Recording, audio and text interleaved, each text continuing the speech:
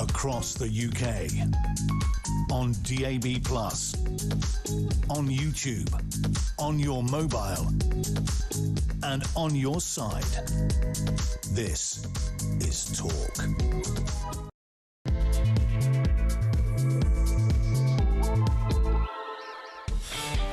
Good morning. Welcome. Ian in for Jezza for the next couple of weeks. It's Monday, the 3rd of August, which means, of course, it's nearly Christmas. I'll tell you the supermarket story in just a sec. And it's going to be hot again as well. Welcome along. We are absolutely rammed at this. And as I mentioned just before the news there, the news that broke yesterday, Rupert Lowe holding out an olive branch to Nigel Farage. Let's partner up and get this thing done. Now, this is a bit of a double-edged sword. I've got the response from Nigel. We'll bring you that in just a moment.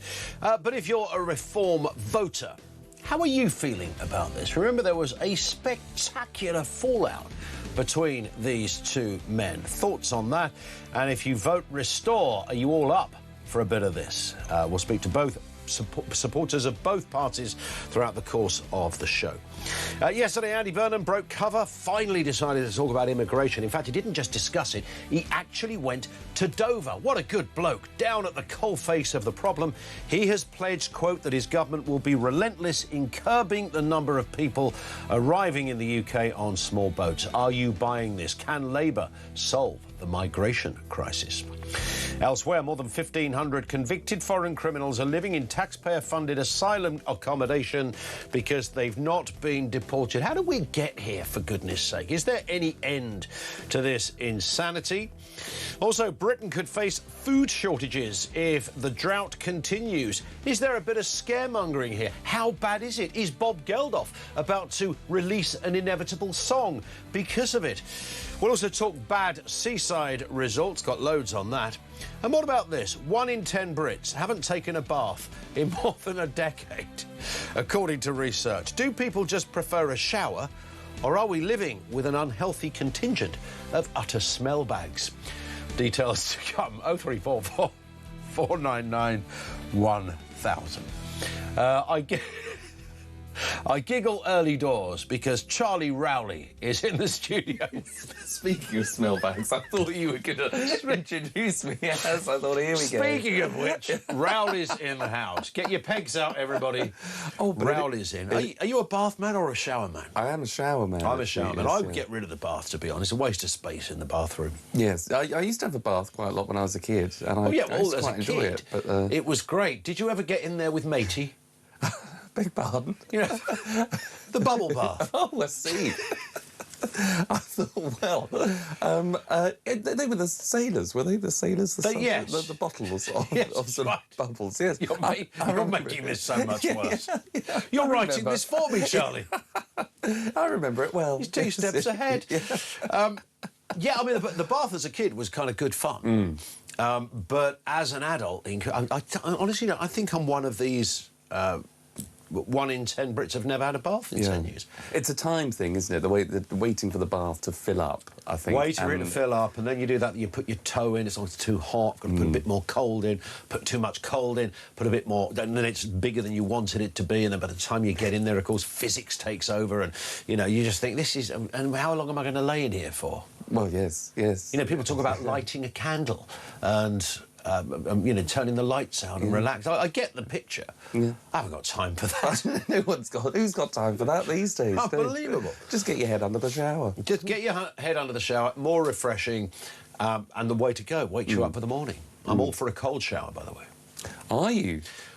Depends on the circumstances. If I've been in... I don't know if you've ever visited a sauna, but... Chapter 2.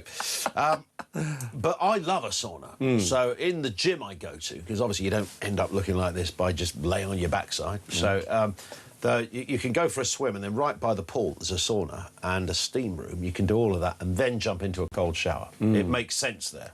Yes. Waking up in the morning in a cold shower. No.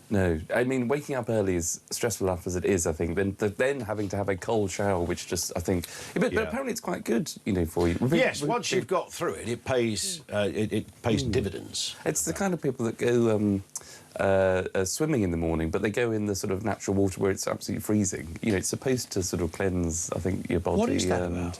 Open water swimming. I went... So we both... Because I do want to just touch on this. Bad seaside resorts in the UK.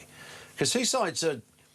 Again, it's that double-edged sword phrase, really, because a seaside... Notionally, the idea of a seaside is quite nice. I lived in Blackpool for a while before it sort of took a bit of a downward turn. And it was, you know... Since you left, I have. Yes, as I left.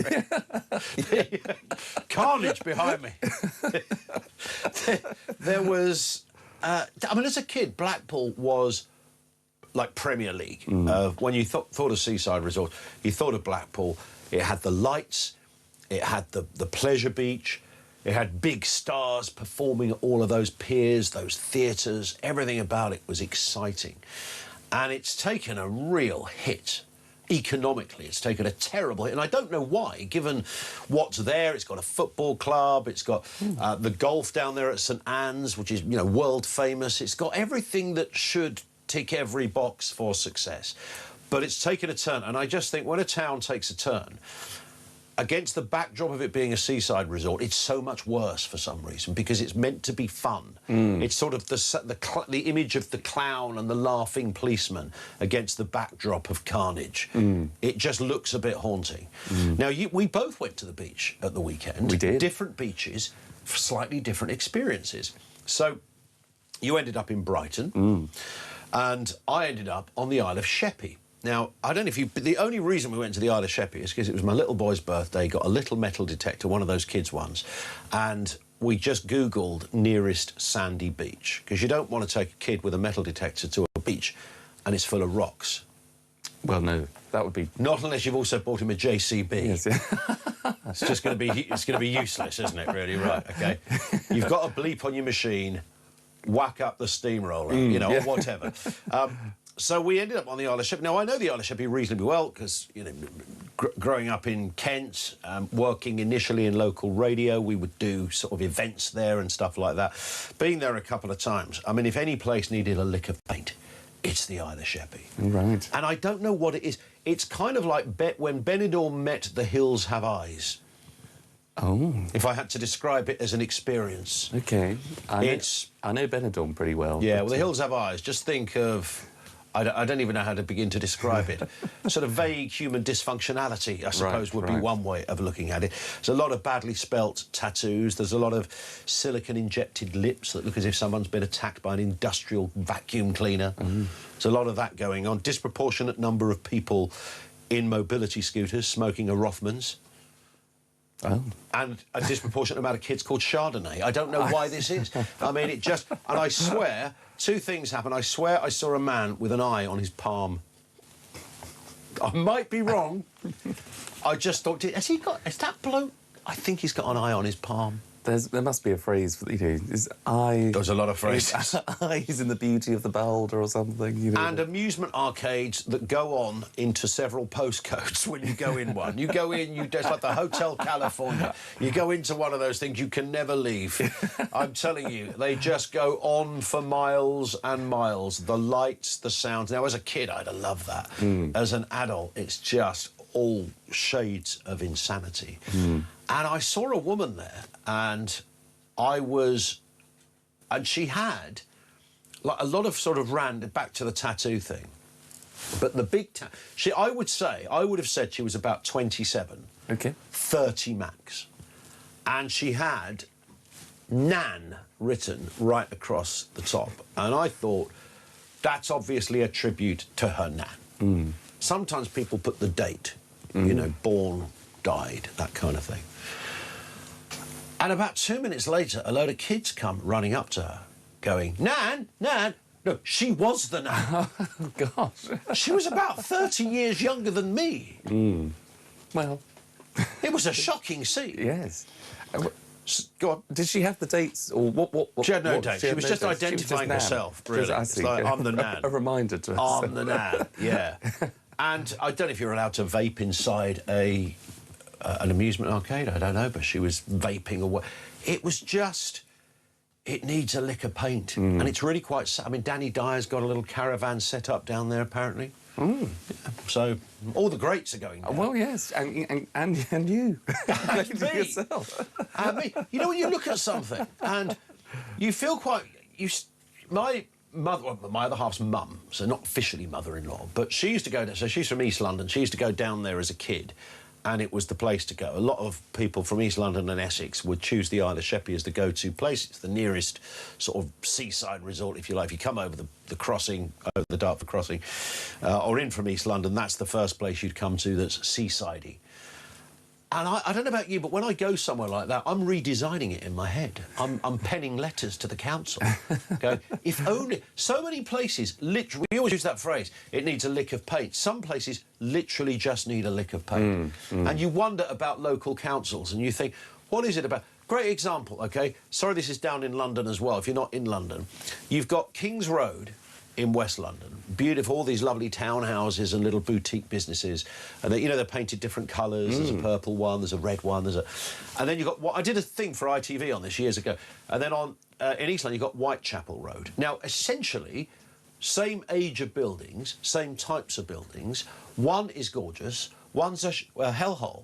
And you just think, really? How is that? Why does that look like that? And the answer, lick of paint. Yeah. Yes, yeah, possibly. And when you know, they charge you enough business rates for businesses. So you walk down Whitechapel Road and you'd think if you run the business, because there's often, there's a lot of takeaways down there. So you go there, there's a chicken shop or a curry shop, whatever. And then, mysteriously, above it is a dentist. And you think, is there not a clash there when you're in the chair? All you can smell, you're having your molars salted, and all you can smell is a tasty vindaloo. Why does the council not say, if you own this building, you've got to paint it? You can't just put whatever windows in you like. You couldn't just put an extension on it. You couldn't put an offensive political message. But you don't have to paint it. It can look as shocking as you like. Yeah, you would have thought that could be part of the agreement, the tenancy agreement, I suppose. Paint it! To paint it. Yeah, keep it up to date. Get a paintbrush out, man. Paint it. And it doesn't cost that much to paint, I don't think, a building, or certainly the frontage of a building anyway. I mean, I've had a bit of painting in my flat, which, My mate, Fingers McGrath, from Bethnal Green, he'll get you as much Dulux as you like. Well, I mean, it says. now we know. I said Dulux. It says Dulux on the whether it is, I don't know. But the point is white and it's in a tin. So it doesn't take much to paint the place. So. Seaside resort. Margate's a good example that's been a bit more up and coming. You went down to Brighton. What was going on in Brighton? Well, it was Pride this weekend in Brighton. I was there. And I had a few friends down there, so I thought I'd worked quite late on Friday into Saturday, so I didn't get down there for the whole parade or anything like that. I just thought I'd pop down for the afternoon, got there about 3 o'clock, and it was beautiful weather, lots of music acts going on across the beachfront. That was a really nice beachfront, actually. That was buzzing. It was loads of families there, lots of people from all over just to come and have a good Saturday afternoon knees up, really. Which I thought that's what it's all about. See, Brighton has taken a bit of a Premier League position, hasn't it, in the seaside resorts. Margate is a bit up and coming. Went down to Folkestone a couple of months ago now. That again still needs a bit of a lick of paint, but it's moving, it's improving. But I'm sad about Blackpool. You're right, because I went to Blackpool. I went to Blackpool a few times when I was working in government, all part of the levelling up agenda. So a place sent Rowley to Blackpool. I know. So it's all my fault. What can go wrong? What could go wrong?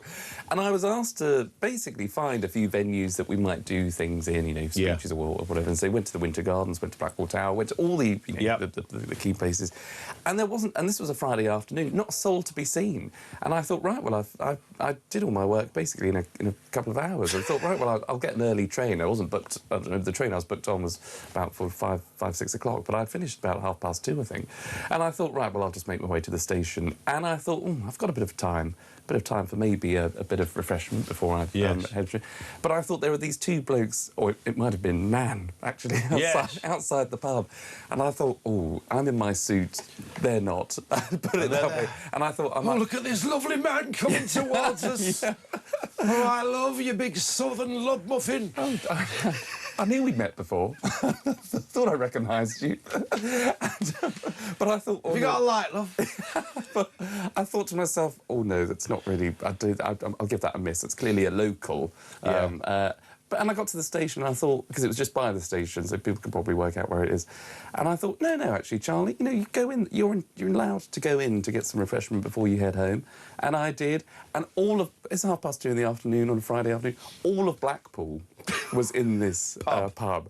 And it was brilliant. I think I missed my train. I missed the train that I was booked on. You didn't come back for a week? There was cabaret, there was, singing karaoke, it was all kinds of things going on. But there were families, all families sort of in there, from your nans to your kids. And I just thought, wow, this is a brilliant afternoon. No wonder Blackpool was so empty. They're all there. But you want the whole of Blackpool to be used. You want the seafront to return to what it used to be like. It used to be so... I don't know what kind of acts they have on at the big theatres, but it would always be the sort of, Cannon and Ball and, those big sort of, Lulu supporting or something. It would be...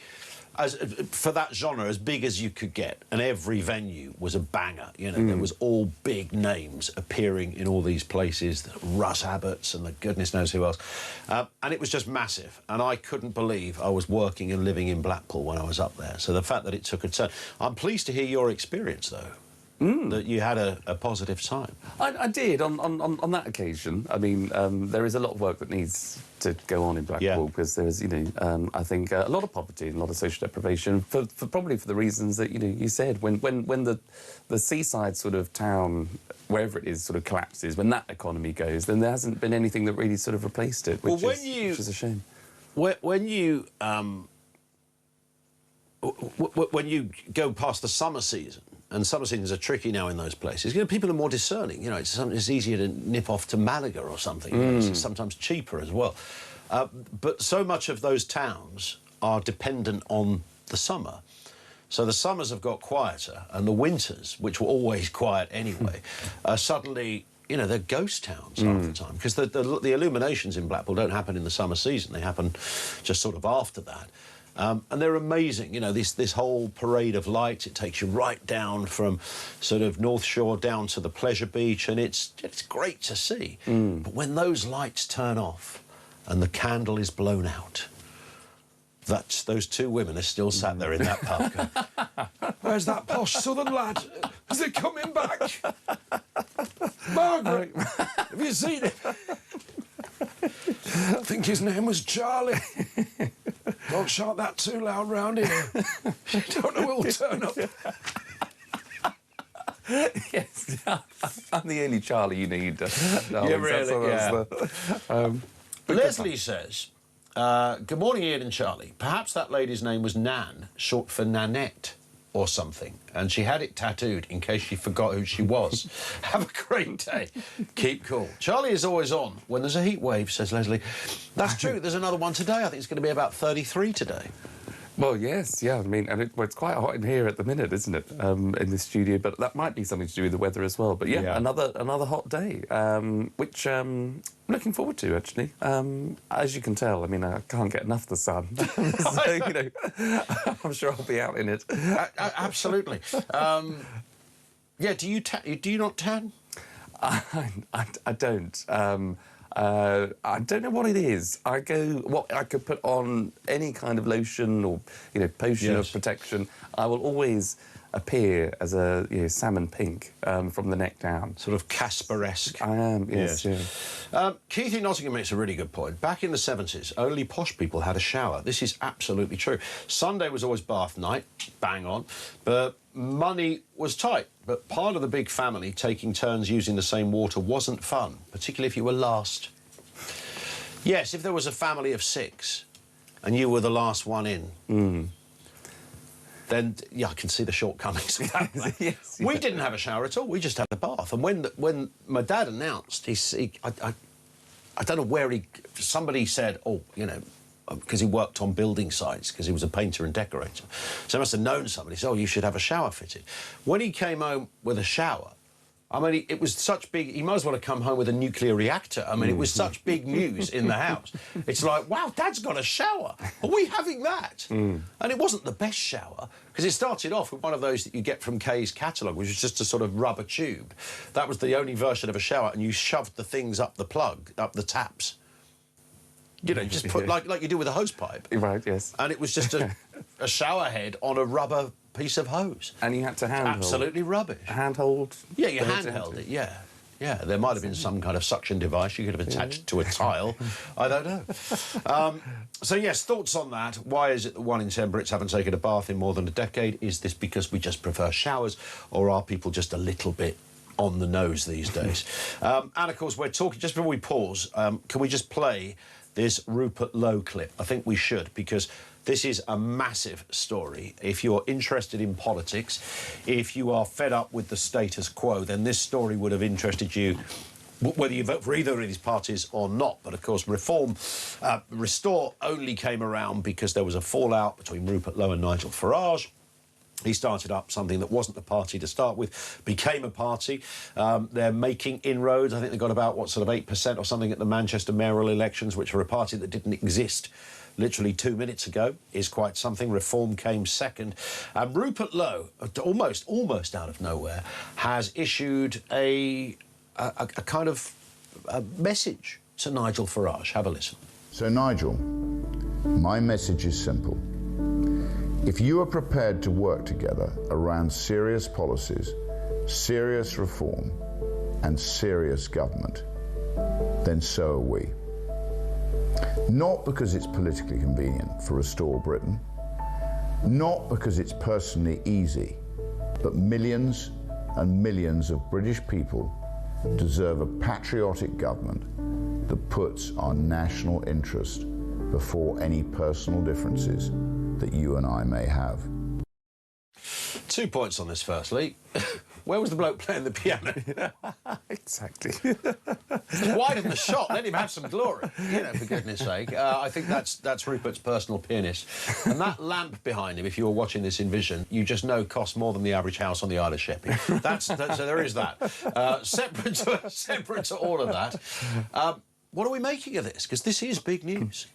It is, and it seems to have come from, as you say, absolutely really nowhere, because as far as we were all aware, Rupert Lowe and Nigel Farage have had still this big falling out. Up until last week, Restore Britain were fielding, as you say, a candidate in the Manchester mayoral election, which Reform came second in, but, you know, significantly behind Labour.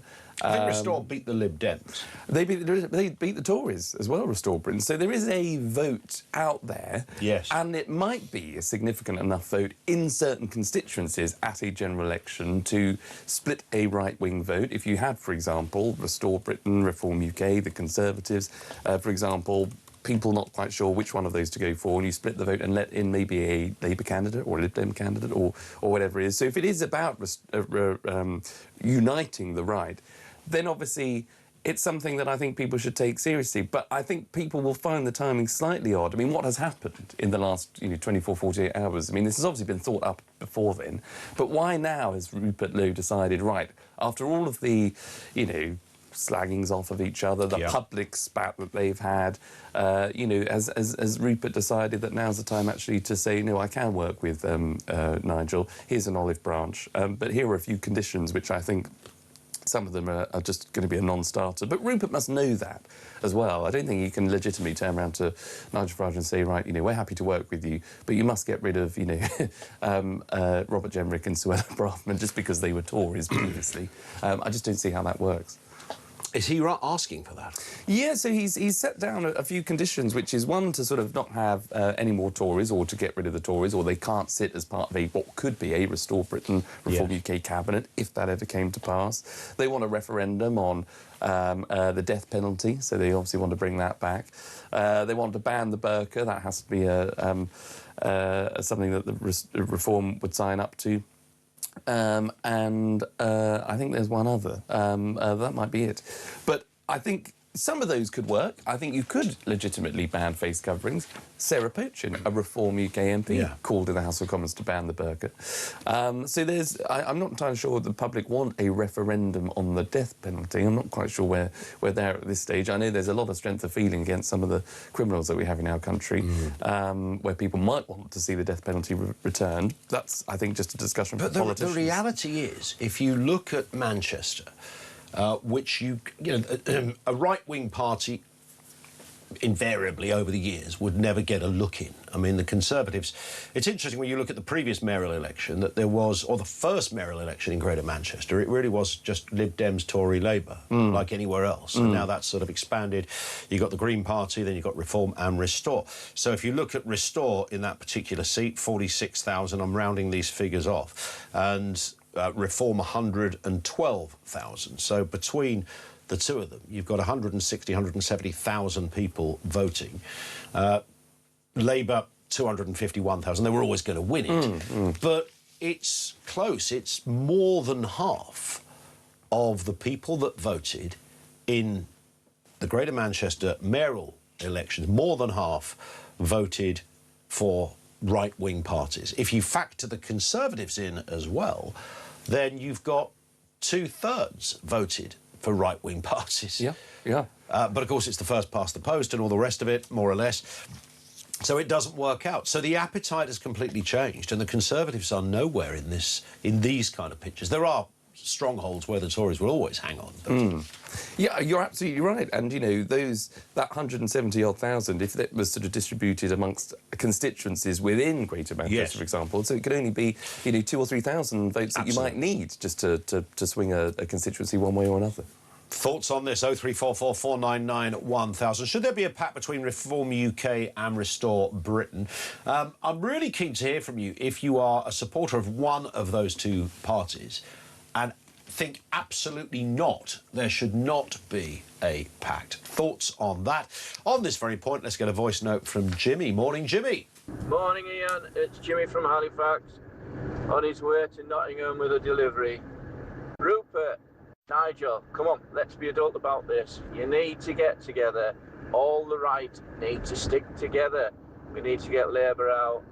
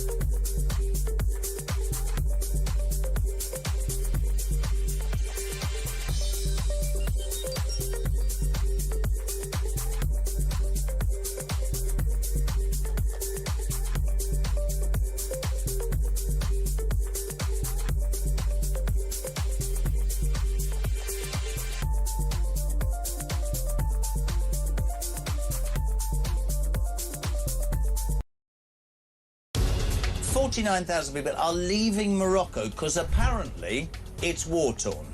But Jet2 this morning are offering 20% off a trip to Morocco for a week. Which country in Europe wipes everybody else's backside but its own people? Here. This is a huge football story, folks. UEFA has now said no European nation will participate in any FIFA competition so long as proposals to create a company to run the World Cup remain alive. Across the UK, on DAB+, on YouTube, on your mobile, and on your side. This is Talk. What I absolutely love about working here at Talk, and it's always very pronounced on the breakfast show as well, we do this on afternoons normally, is the kind of gear change between the absolute serious reading the pulse of the nation, reflecting views on the nation, like the inevitability of a very, very curious and colourful 2029 general election, the whole Reform Restore.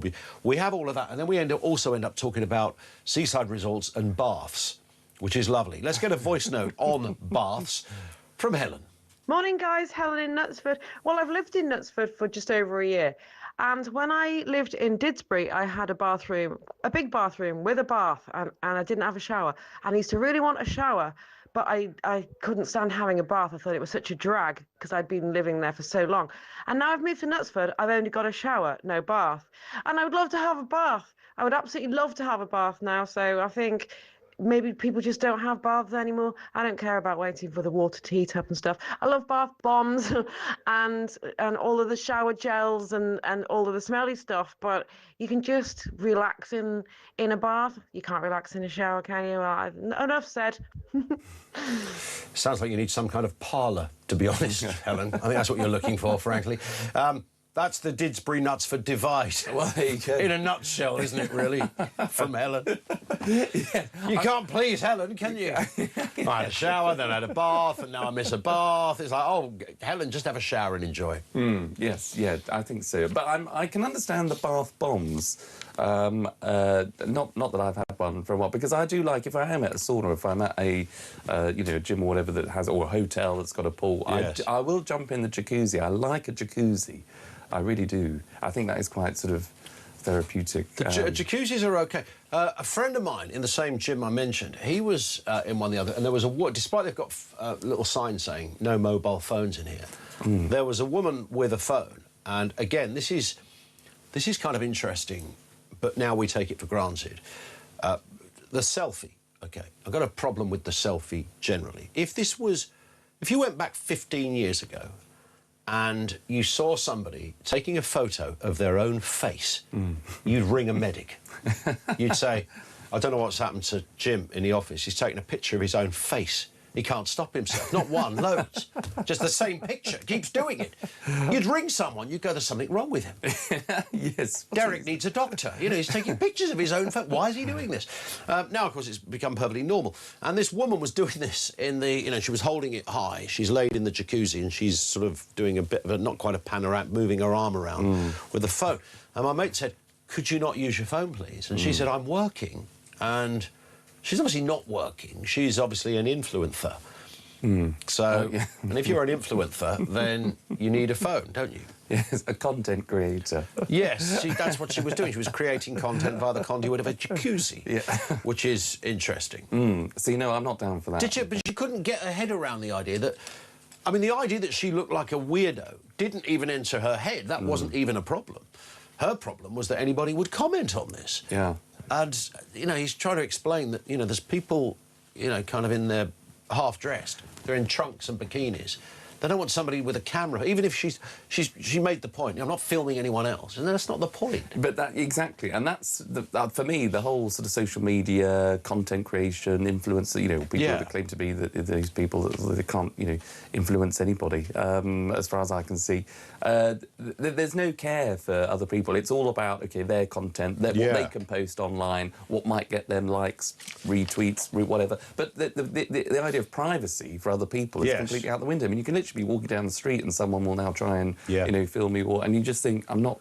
What's all that about? Yes, yeah. Well, the woman in the jacuzzi, it turns out, got arrested for voyeurism. It was actually a bloke called Kenneth from Dartford, just doing the old blonde wig thing. Fall for that one, Kenny. Rachel says, good morning, Charlie and Ian. I can't quite make out what Rupert Lowe is up to. I do agree that the right need to unite, but he must realise laying down conditions for Nigel is a non-starter. Now, of course, the contingent that, like Restore, have spent... not necessarily Rupert Lowe, but lots of the supporters, when we've talked about it, pathologically hate Reform. More than, I think, Reform hate Restore in terms of supporters. They essentially call Reform the new Conservative Party. They're no different. They're a mainstream party. Only Rupert is speaking the language of... It's a far more animated cohort over there at Restore than Reform, some would argue. So for many to get into bed.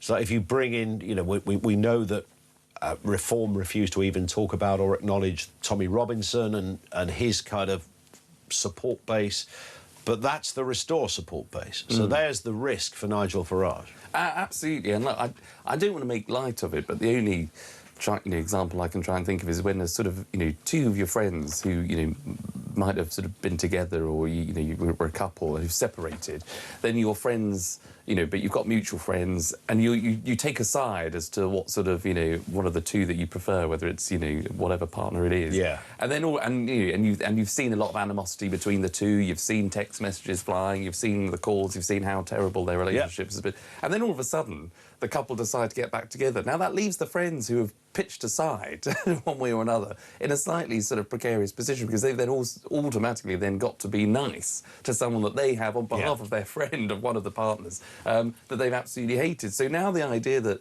OK, Nigel and Rupert have had this massive public spat, and which involved the police and all sorts of things. And that's the telling thing. I mean, why on earth Rupert Lowe is now saying, you know, I'll do a deal with Nigel, we can put all of our differences aside, but you can't have people like Robert Jenrick and Suella because they're former Conservatives. Not one mention about Zia Youssef, who was who Rupert accused of the one calling the police or making the allegations in the first place, which, you know, blew up the whole relationship. So, you know, that's an interesting side. But the public, I think, on the supporters of both Reform and Restore would have to be a little bit cautious if they're thinking, right, well, hold on, Nigel and, you know, Rupert, they've had this big old public spat. They've said they'll never do it. Now, all of a sudden, seemingly out of the blue, that there's an offer on the table, I think people will tread a little bit. But they've got to do what these two have got to do, which I think they're all still sort of learning about, is the politics. You know, they're two businessmen, and Nigel's been in politics a lot longer than Rupert, and so he's better at it as a communicator, and that's why he's been able to lead, I think, a few parties and get them to where they have been in the polls of recent months. But they've got to put aside their businessman, CEO kind of egos where they're sort of singing mud at each other. They've got to be politicians and bring the public with them as much as anything else. Well, this one from Steve, who says, Ian and Charlie, in my opinion, Rupert lists of demands has been designed to try and hurt Nigel. Where are the concessions of Restore? As the minor party, they should be saying they are prepared to surrender. As for the timing, why now, says Steve? It's a very good point. I mean, whilst Restore have really kind of poked up in and spiked in the opinion polls and sort of appeared not completely out of nowhere, but kind of, and making inroads in, you know, whether it was, you know, Makerfield, they got it wasn't decisive in stopping Reform, but it was there. Greater Manchester, it's there. You're still talking about 47,000 people who voted for Restore, more than the Lib Dems, not quite as many as the Green Party, which is extraordinary to me, but that's another story. But they're demonstrably the smaller party by far. Then that would require concession. I don't think you can call the shots if you are the smaller party. It's just the way it goes, isn't it? You're absolutely right. Back onto the issue of showers and things. And this, frankly, I've now got post-traumatic stress disorder from what I'm about to read here. Because Fafa says, Ian and Charlie, the shower and the rubber hose pipe takes me back to the twin tub washing machine. Half the time, when emptying the water, inevitably more ended up on the floor than down the sink.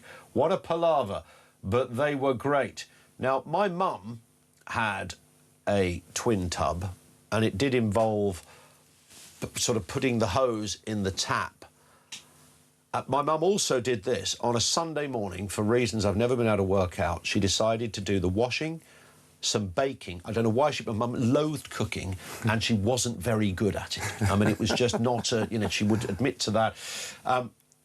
So she would be making a Sunday roast, doing the washing, and doing some bake, all simultaneously. I would wake up as a kid, you'd open the kitchen door, it was like flipping Hiroshima in there. I'm not kidding you. It was a horror show. There was steam everywhere. As the steam parted, I could just about see my mum with a pair of oven gloves on and, you know, a pile of washing under one arm and some pastry in the other one and a chicken in the flipping oven. I didn't know whether I could smell suds or potatoes. It was horrific. And there was always a really naff sort of Radio 2 show playing on the radio. Some songs from the shows or something, you know. What good is sitting alone in a room? As all this is going on, it's like there's the baking and the pastry. Yet I'm just doing this, and the back door was open because the steam was there. It was awful. Oh. Because only when I look back at it, I think my mum was on the spectrum. And I say this kindly, she really was. I mean, I don't know why she opted to do 3 quite big things simultaneously on a Sunday morning. Well, mums can't they, I suppose? Well, no, my mum couldn't. That was the problem. I'm trying to be helpful. Yes, I know, yeah. If she could, I'd have been right behind her. Go on, Margaret, you can do it. But it was all over the show. Well, they do have a sort of superpower, I suppose, at times, to be able to attempt those things, even if if you couldn't tell the difference between suds or spuds in that kitchen, then but what she could do, I mean, in later life, she couldn't work a remote control. You get her to, she could work a remote control to turn it on and off and get from BBC One to Channel 4. But the minute you asked her to record a programme on Sky, which means going into a whole kind of interface, she couldn't do this. And it didn't matter how many times I told her. And it was really simple. It was sort of 3 buttons to get to it. But simultaneously, back to the kitchen, she could assemble a food mixer that would rival something you asked the Royal Engineers to construct. You know, when they're putting a cannon together. You know, she could do it like this thing had so many components to it. It was ridiculous. She could do it blindfold. Yes, yeah, well... How could she do that and not the remote control? I could never work this out. Mum, how can you do that but not that? This is irrational. I still can't get it. What is a twin tub? A twin tub, one was, I think, a spinner. One washed and one span, I think I'm right in saying. I'm sure. You can get them on eBay, Charlie, if you're that interested. Yes. So it was kind of 2 hatches on the top. I'm sure I met them in Brighton. I think you probably did, yes. And the rooms were quite similar to the kitchen as well, that I just described. Not as dark, but you take the point.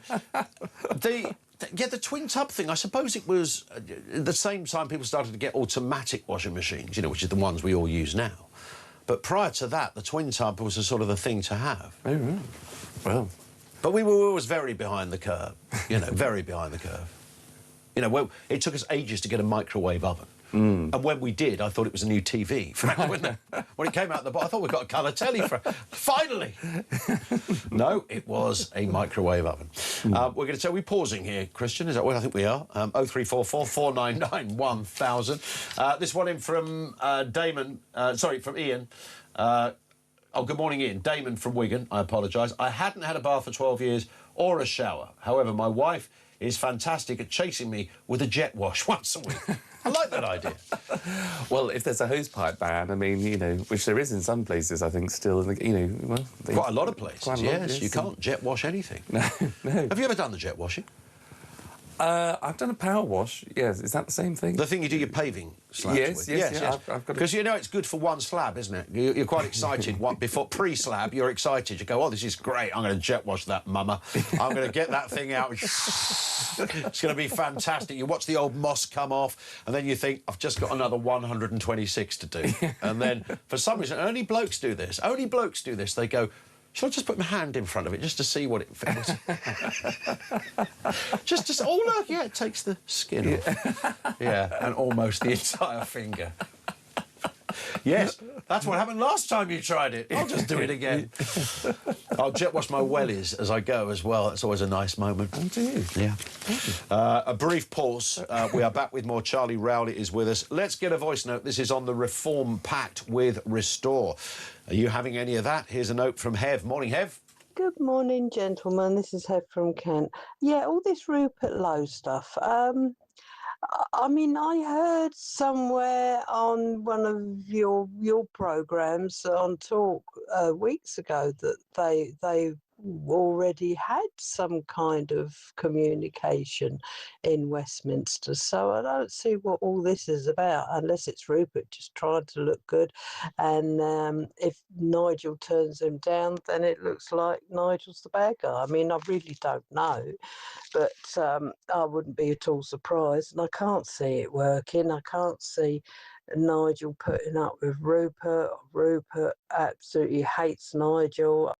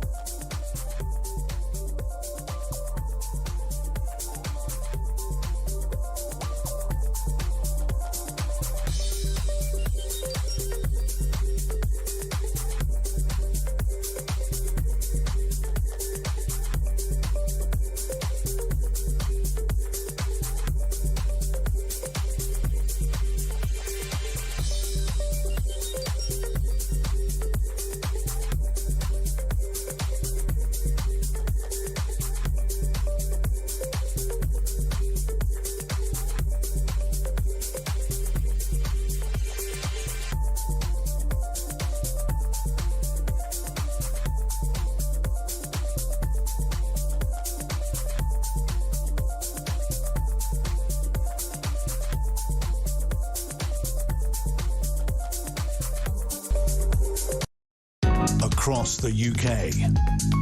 On DAB+, on YouTube, on your mobile, and on your side. This is Talk. Good morning. Yes, it is Talk Breakfast. Ian Collins in for Jezza for the next couple of weeks. Charlie Rowley is still with us. Neil says Reform supporters using the same argument as Conservatives once did against them. Stand aside. We're the bigger party. Hypocrisy. Well, Nigel's statement, excuse me, it says...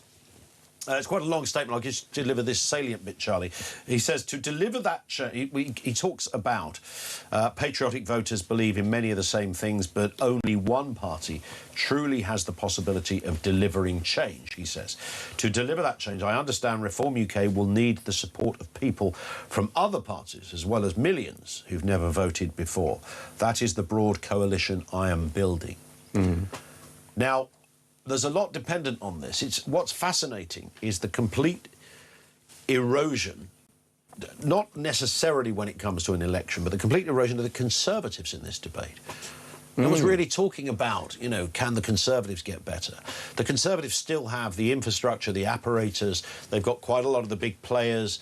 You know, Kemi Badenoch has undoubtedly changed the sort of flavour of conservatism that the party perhaps once was. I was listening to a documentary a little earlier about David Cameron getting the job in 2005 and the election, the race between him and David Davis to become the leader. And it was interesting just listening to that and how kind of... how polite and how tame the terms of engagement were. And it was just, there was nothing particularly controversial. There was no, I mean, UKIP, I think, were doing the rounds back then, but they weren't significant in any meaningful way. It was just the Conservatives. And then sort of out of nowhere almost, you know, in the grander scale, as you look back, it'll be a dot in the history books. But Reform are formed, and obviously off the back of Brexit Party and all the rest of it, and strength to strength. Yeah. And I know they've been under the spotlight a little bit lately, but I don't think that's a problem for them. No. I mean, they've got to go through, you know, take the rough with the smooth. They're going through a pretty bumpy time, I think, at the minute. I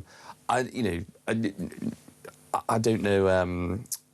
whether the stories over the last sort of few days has sort of not allowed Reform to be at its most high profile, because you would have thought what we saw in, you know, Spain, in Fafeva, I think it's pronounced, you know, with the thousands of migrants that might have come from Morocco into that part of the Spanish territory. You know, the Prime Minister is now talking about stopping the boats a bit more. This is Reform territory where you would have thought that they'd want to be front and centre. But obviously, they're you know, Nigel's got a by-election on.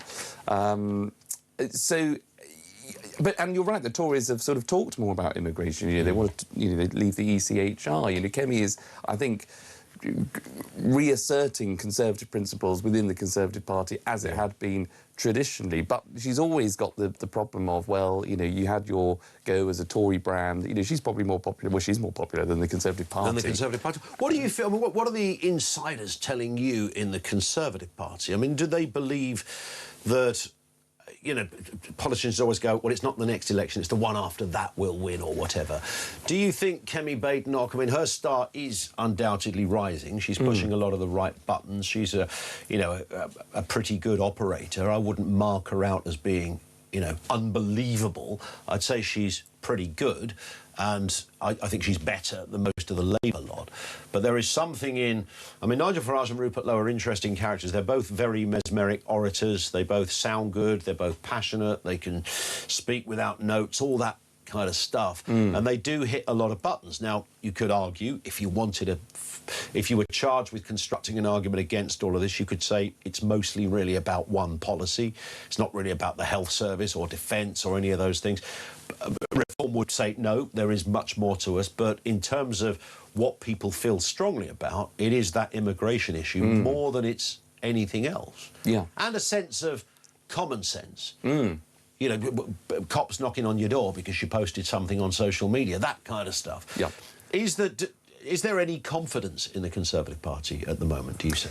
There is, because I think, you know, the Kemi, as I say, she's doing better for all the reasons that you've just said, and how she's turned the party around. I mean, I think that they recognise the challenge that they've got to shake off the last 14 years, some of which actually was some good work. I was part of it, so I'm not going to... Well, it's just become a bit of an urban myth to say 14 years. Yeah, no one said it after 7 years. Exactly. Or 10 years. And particularly when, you know, there was an election in 2010, in 2015, in 2017, 2019, all of which people voted Conservative. So, you know, it can't have been that bad. Obviously, things they got some of the big ticket items wrong, such as immigration, for example. We've seen far too much of both legal and illegal immigration taking place where the Tories didn't get a grip of it. So she's got to sort of wrestle with that. I think the one thing they're sort of counting on, you know, in crude terms, is the, you know, they had a lot of political infighting. That's why the Tories got an absolute kicking. True. And now I think they're, you know, not hoping, but they want to see what happens to Reform. Now, if Reform do have some sort of... If there are more public spats between Rupert Lowe and Nigel Farage, for example, then, of course, they would be seen as the sensible, you know, safe pair of hands. Kemi's been around, a good while now as a politician, not just as leader of the party. She's coming up with sensible policies, and I think most people... Very hard to argue with some of the policies that she's sort of come up with. So she might just be seen as a reasonable, steady pair of hands, you know, apologies for the mistakes of the past, but we have been in government before. We do actually know what it's like. So come back to us. Well, let's have a listen to Nigel Farage talking about Rupert Lowe. This is only a couple of months ago, OK? This is only a couple of months ago. So bearing in mind what's happening now, Rupert Lowe has issued this video, this kind of invite to say, let's get together. Nigel Farage, in his response, hasn't really ruled it out. He doesn't name-check as such Restore or Rupert, but he does say he understands Reform will need support from other parties. But he had a very different view of Restore just 2 months ago. He's a very vengeful man. I mean, it's as simple as that. And I have to say, this idea that I fell out with him, no, I didn't fall out with him. Everyone fell out with him. I mean, you know, Lee Anderson, you know, ex-miner, is pretty rough and tough and can take anything you throw at him. You probably throw it back knowing Lee, but even Lee said, like, I just can't deal with this person. You know, and we had to put up every week with the ranting, the raving, the shouting, the threats, the libel actions. There are some people, however emollient you try and be in return, that you simply can't deal with. Do you regret, though, referring him to the police? I didn't do that. Zia did that. But he didn't physically threaten me. Yeah. But he physically threatened Zia more than once. Now, where does he go with that? Where does he go? I mean, that's quite unequivocal stuff. Are they about to get back into bed together and have a happy powwow, working out what's going to happen next? We are talking to Zia Youssef later in the programme. We're also talking to Ben Habib, who I think I'm right in saying Ben's support is behind pretty much Restore now. We'll get his take on that too.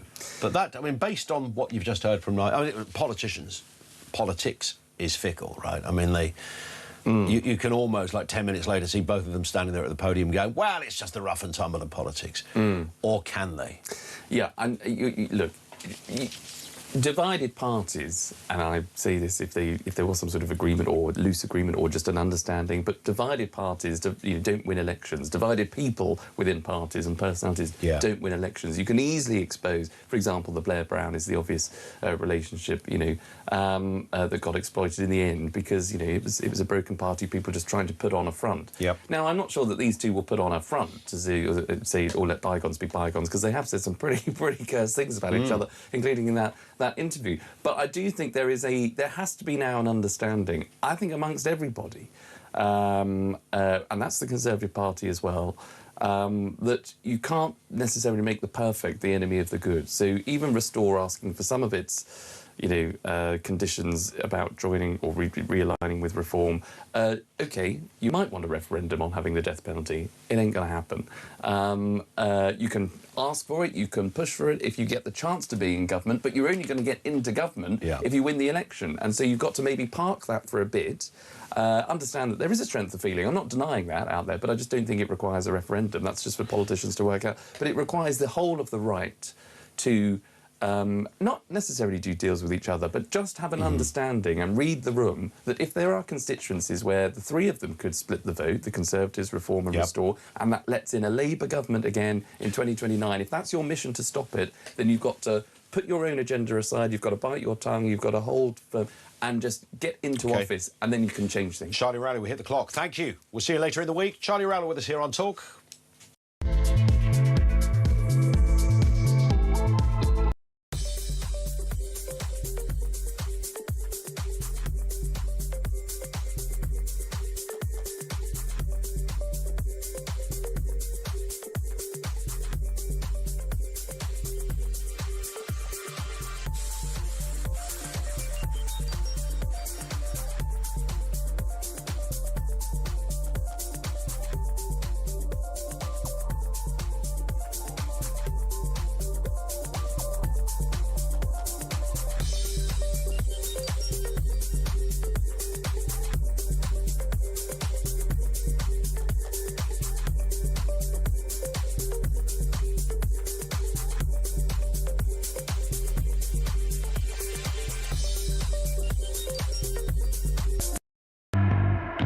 Crown is facing its gravest test in decades, and the royal tea from Talk is your front row seat.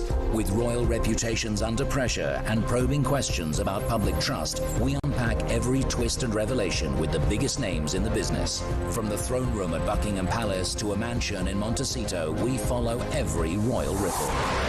Never miss a moment of The Crown in crisis. Subscribe to the Royal Tea from Talk on the app or wherever you get your podcasts.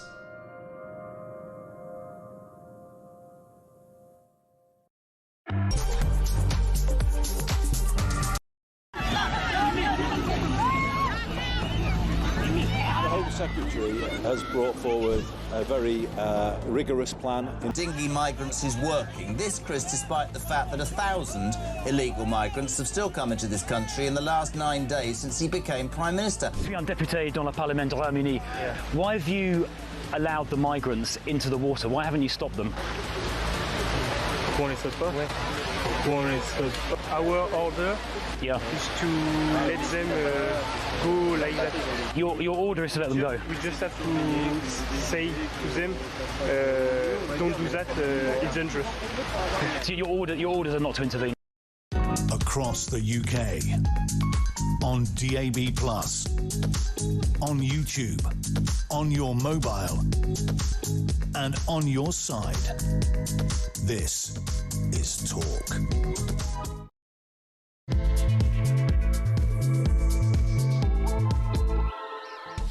Good morning. Yes, Monday, 3rd of August. Welcome to Talk Breakfast. Ian Collins in for Jezza for the next couple of weeks. Top of the list, the news we broke yesterday on Talk. Rupert Lowe has held out a bit of an olive branch to Nigel Farage. Let's partner up and get this thing done. How do you feel as a Reform voter? How do you feel as a Restore voter? Details to come, and we'll speak to both parties and get your views on this as well. Ben Habib joins us in just a moment.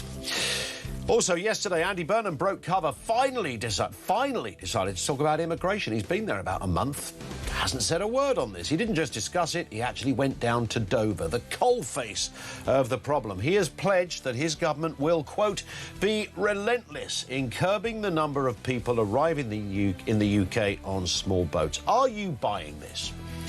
Can Labour seriously solve the immigration crisis? Elsewhere, more than 1,500 convicted foreign criminals are living in taxpayer-funded asylum accommodation because they've not yet been deported. Is there any end to this insanity? One of the reasons, what the Conservatives can't get their head around, is one of the reasons Reform and also Restore have done rather well is because it's specifically that, things like that they will deal with. Britain could face a food shortage if droughts continue. Is there scaremongering going on here? Is it that bad?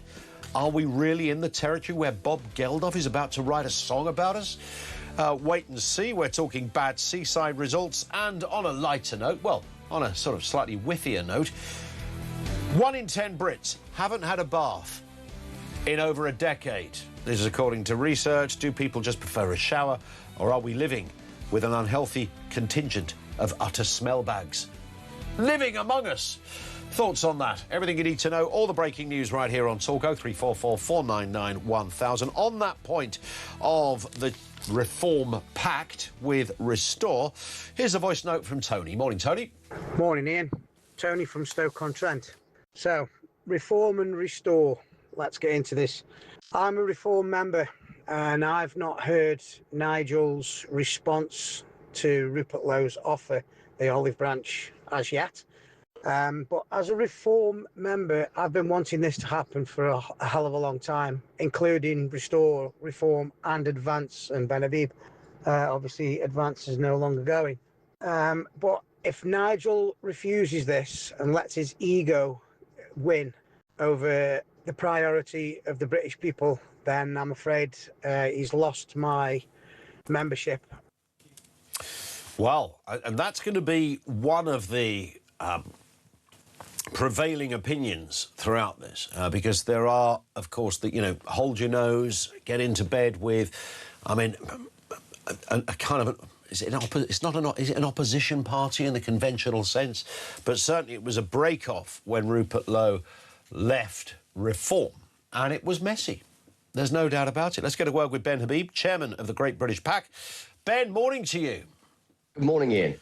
We only spoke, I think, last Friday or something like that. Who was expecting this? Were you? Yeah. No, I wasn't. The news broke, actually, when I was on with Mark Dolan yesterday morning, so I didn't get a chance to really fully look at it. Yeah. But I thought the voice note you just played said it all, really. You know, the average member of the so-called right-hand side of British politics just wants us to get our act together, come up with a set of policies that's going to save this country, cooperate, and then deliver this country to safety. And party politics has become a slight distraction from that central aim, which is why, having set up Advance, thinking that Advance was necessary in order to keep Reform honest, when Restore emerged, I took Advance back out of the political frame. And so Advance has effectively ceased to operate. But everyone's crying out for the solutions that this country desperately needs. As much as we may enjoy banging the drum of identifying problems and getting clickbait responses to our social media posts, or indeed, coming on shows and talking stridently about all the problems we face, what the electorate want, what people want, are solutions. And that can only come through debate amongst ourselves, and then ourselves coming together on the political front to deliver those solutions into being.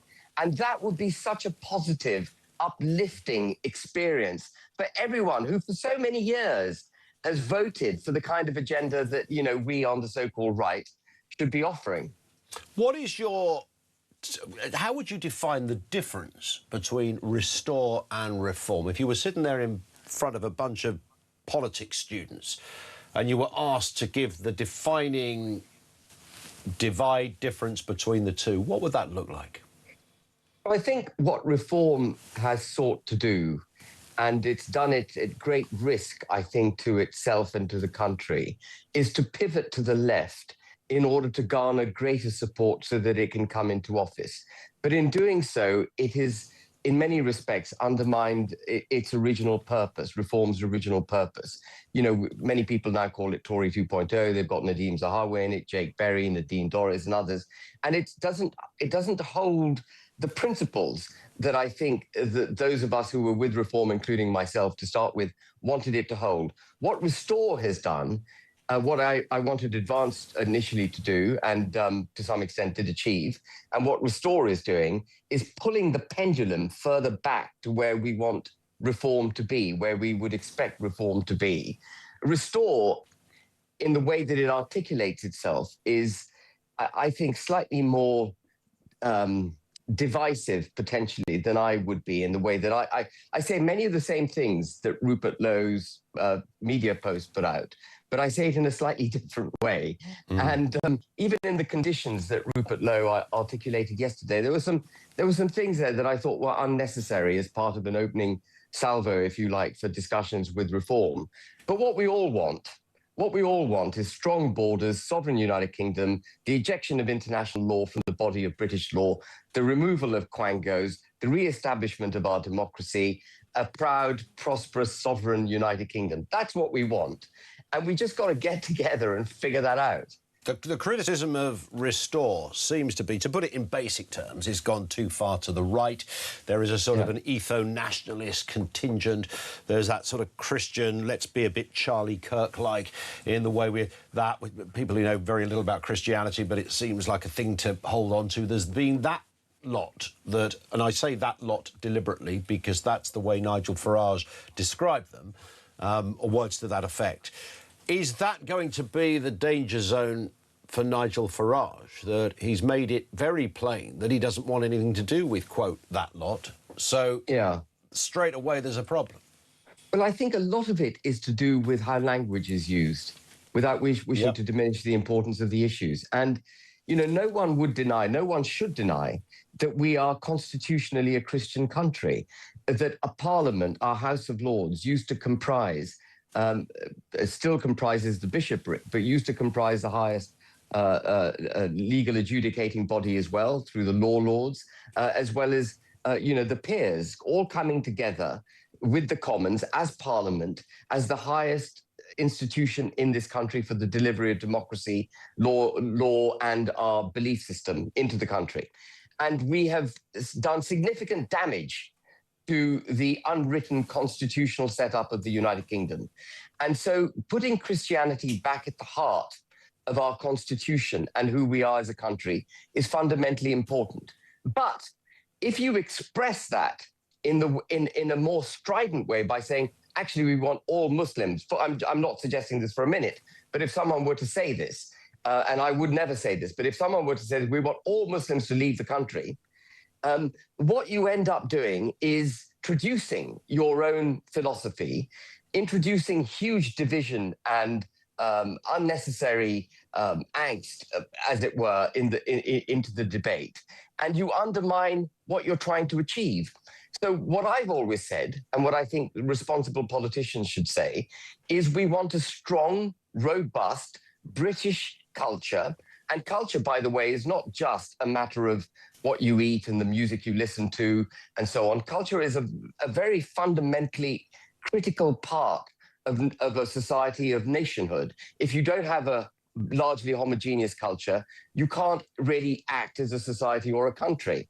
And so we've got to put some fundamental building blocks back at the heart of British culture, which include our Christian constitution, our Christian heritage, our culture, our language, our national heroes, our pride in our history, understanding that actually British citizens, rather than the global citizens, British citizens should come first when it comes to making policy, that borders exist. And this is a cultural thing too, that borders exist to create and protect the great British nation state that we once were, and that removing borders is not a good thing. It's not a good thing culturally in any respect whatsoever. Obviously, there are all sorts of security aspects that come with it, but it damages our culture. It damages us as a people not to understand it. And we've practiced this ridiculous multiculturalism, which is lots of different cultures coming into our country, being progressively discriminated in favor of, being put on a pedestal, our own people taking a backseat. All of this is what we need to unpick and remove. And I think actually, if you got Rupert Lowe, Nigel Farage and myself in a room, and we sat down, we discussed it in the terms that I've just discussed it, I suspect we would agree on the vast majority of everything. And so some of the language used is unfortunate, and I would use different language, I think. And that may just help, you know, bringing people together. So do you broadly support this idea of a pact? I think that we on the so-called right, and I don't really subscribe to the left-right nomenclature, but we on the so-called right need to have a debate about the root causes of the problems that this country faces, thereby revealing the solutions that we need. And then we need to unify around those solutions and get the best people together to deliver them into being. It's a very simple business plan. It's like saying, you know, I want to start a company. These are the aims and objects of the company. How do I go about doing it? But what happens is party politics and the promotion of one's own party political agenda seems to defeat that central aim. You listen to Kemi Badenoch. Kemi Badenoch said the other day she won't have any Conservatives who've left the party back into the party. Why make a declaration like that? I understand that she's upset that certain members of her parliament, councillors and so on left. But when you put a line in the sand like that, say no one's welcome back, you're creating division. Why do that? If someone wants to come back to you, if they want to work with you, welcome them with open arms. And I thought, you know, in some respects also the message put out by Rupert yesterday was unnecessary. If you want to merge with reform, if you want to come together with reform, I don't think you start with a set of preconditions as one might, you know, having won a battle and you say, well, here are my terms of surrender. That's not the approach. The approach, I think, should be, look, we're all kind of like-minded. Let's get together. Let's sort this out. He's talked about kicking out the likes of Suella Braverman and Robert Jenrick. I mean, that's a big, if that is a red line, that's quite a chunky one as your opening salvo. Well, exactly. And look, many of us rightly have concerns about Suella Braverman and Jenrick because they presided over the Boris wave. They were both in the Home Office. She was a Secretary of State and he was a minister in the Home Office. But you don't start the coming together of people by divisive red lines. It's, you know, I wouldn't have played it like that. In terms of where this goes next, Nigel Farage has responded.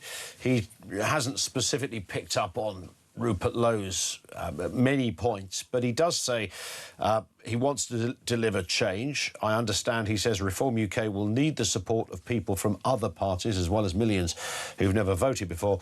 That is the broad coalition I am building. How do you read that statement?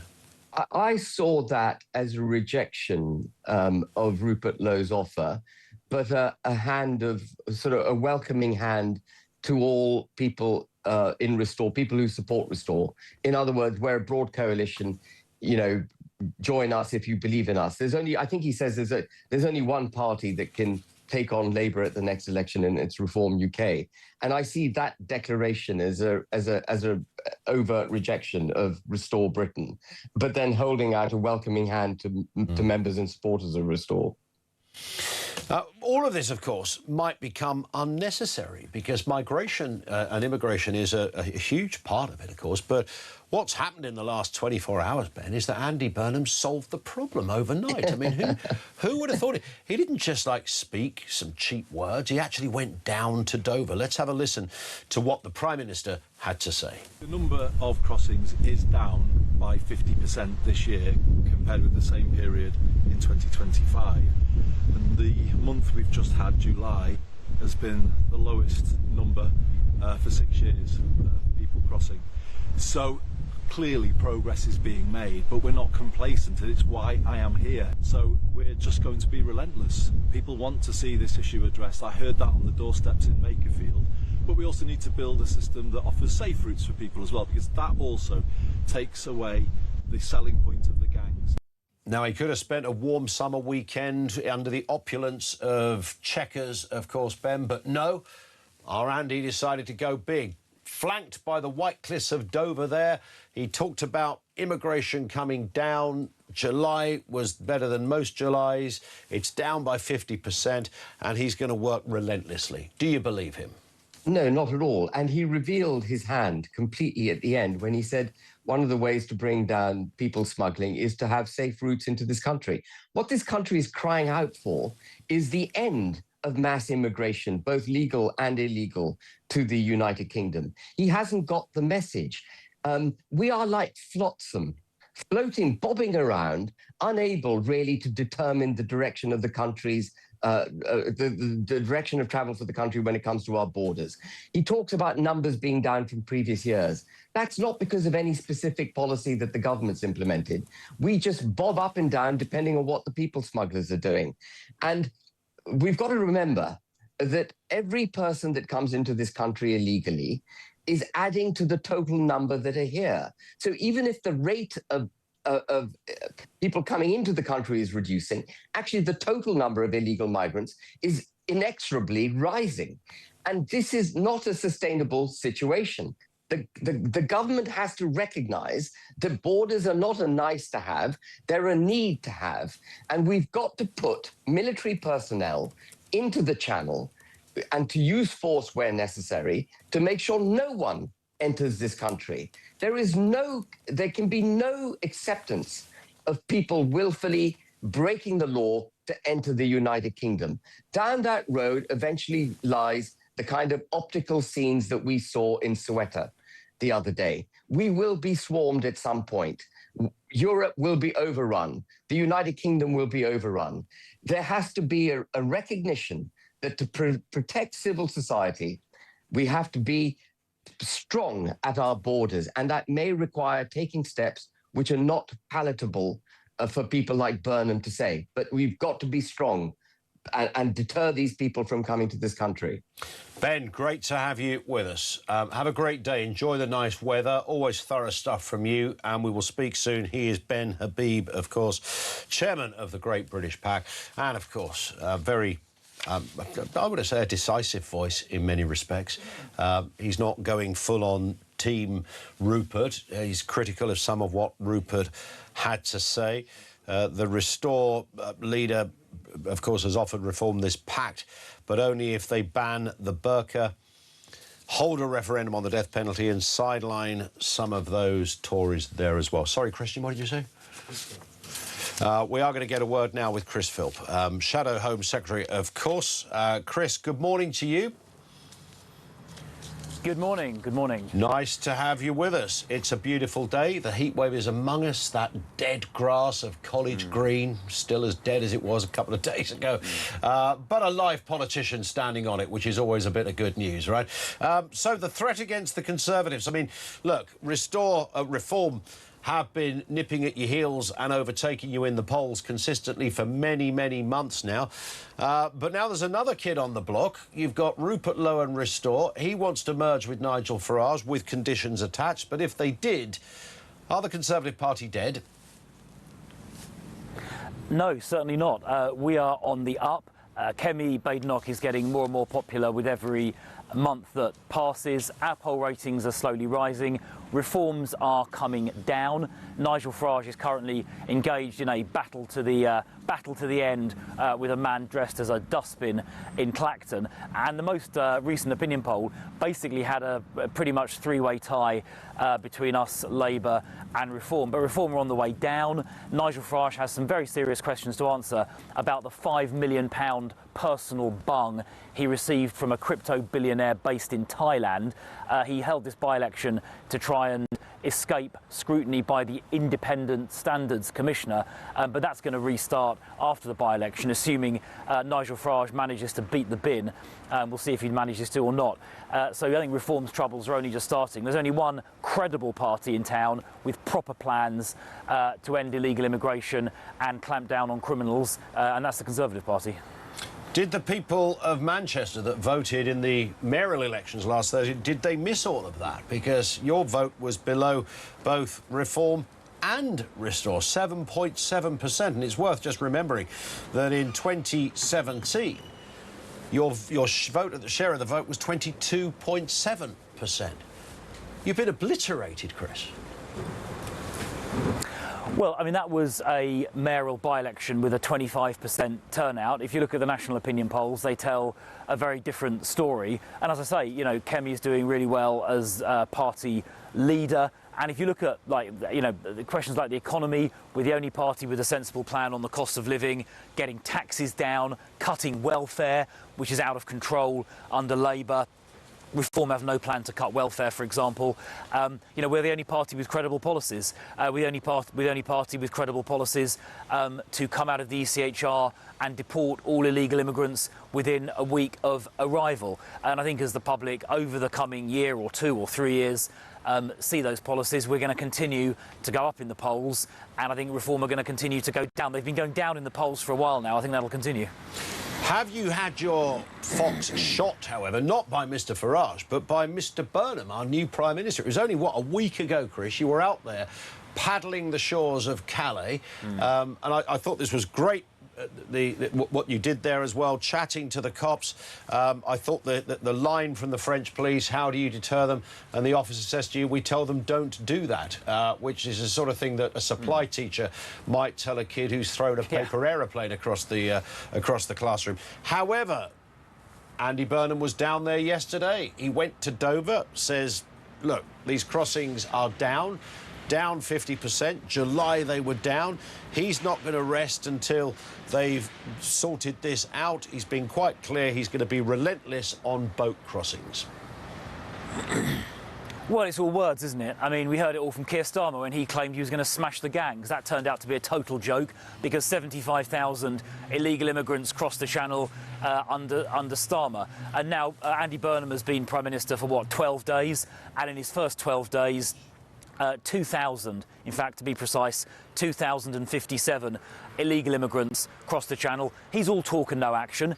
He's not going to leave the ECHR and deport all foreign criminals, which is what, and for illegal immigrants, which is what is needed to end this crisis. He's not going to do that at all. In fact, he's talking about setting up safe, he calls them safe and legal routes to let even more people into the country from the third world. Andy Burnham is not going to grip this problem at all. The only party with a plan is the Conservatives. We'll leave the ECHR, and every illegal immigrant that arrives, be no asylum claim, no human rights claim, no modern slavery claim, no hotel, no court case, just deportation within a week back to their country of origin, if possible, or a safe third country like Rwanda. And then pretty quickly, they're not going to bother crossing, are they, if they know they're going to get kicked out straight away. Andy Burnham is not going to do any of those things, and that's why the illegal immigrants are going to keep coming in. The only thing Andy Burnham has to do is cross his fingers and hope the Channel weather is a little bit choppy. That's his only plan, as far as I can see. This comes at a time when we're reading today, and there it is, front page of The Sun this morning, that French police are billing us 8,000 quid for every migrant they turn back. And there it is on the front page, Le Rip-Off. Your response, Chris Phil? Well, actually, that's terrible, and it's even worse than that, because even when they supposedly catch them, they just let them go, and they can just try again the next day or the day after that. So they get through eventually. And, you know, I was on the French beaches, as you say, I was out on the Channel on Tuesday and on the French beaches on Wednesday, and I saw 100 illegal immigrants getting into a dinghy, a massive dinghy. I was in the water myself, waist deep in water, standing right next to the dinghy. There were 10 French gendarmes who we're paying for. Shabana Mahmoud is paying for those gendarmes. And what were they? They were armed. There were 10 of them. And what were they doing? They were standing by the water's edge, doing literally nothing to stop that boat, even though the migrants were boarding in only knee-deep water. And the migrants had been on the beach for about 3 hours beforehand, waiting for the dinghy to show up. The gendarmes were there then, doing absolutely nothing. So I think Shabana Mahmoud needs to urgently get a grip of this and stop paying the French so much of our money, £660 million, until the French actually start doing something. The Belgians, their neighbours next door, they are much more effective. The Belgians do stop migrants on the beach. The Belgians do stop the boats near the coast in the water, and that is effective. The French are totally ineffective, but Shabana Mahmoud and Andy Burnham and the Labour government are too weak to get the French to do their job properly. I don't think anybody... I saw it with my own eyes last week. I know, and it was extraordinary to watch, and it was great kind of political journalism as well as the point you were making for your party. Most people support that. Most people support what you've just said.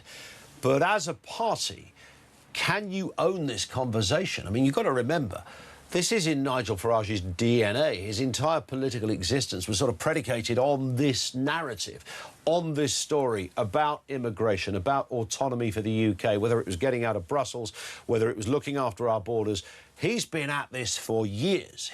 For many people, he's the go-to voice on this. You guys are playing catch-up. Only today we hear that reform will put the Navy in the Channel. I mean, this takes things a step further. The Conservatives didn't do that. People saw numbers rise under the Tories. How do you... I appreciate you're a new front bench. I appreciate that policies evolve. I know you have a new leader, etc. But can you really convince people that you have a greater emphasis on this than Reform UK? Yeah, well, look, as you say, we are under new leadership. We've got a new leader, and I'm a new Shadow Home Secretary.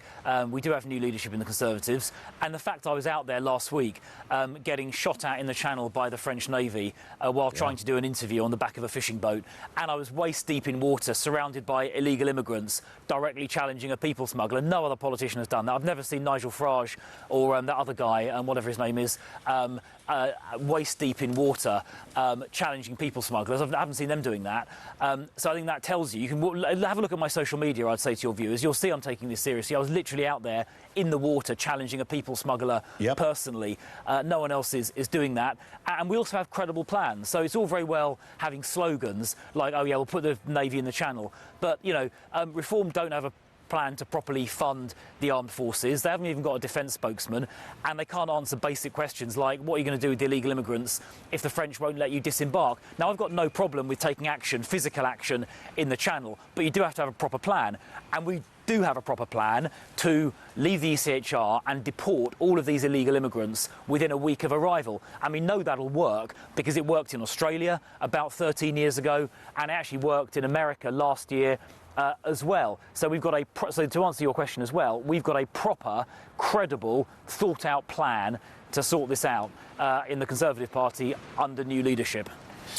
Chris Philp, thank you for your time. Appreciated. Chris Philp, MP, Shadow Home Secretary. Are you buying into the Conservatives line? It was. I think we'd all agree, and this isn't the problem of being purposely disagreeing to a point that somebody makes. What he said there was bang on. But, of course, the history of the Conservative Party and immigration and the Boris wave and the lack of stopping the boats. I know we could argue forever, you know, had Rwanda got off the ground, it might have started to make a kink into an inroad into stopping the... But maybe it would have done. Maybe it would have gone in that direction. Although the Rwanda plan was never a case of, you know, you arrive on a beach and then you're flown to Rwanda.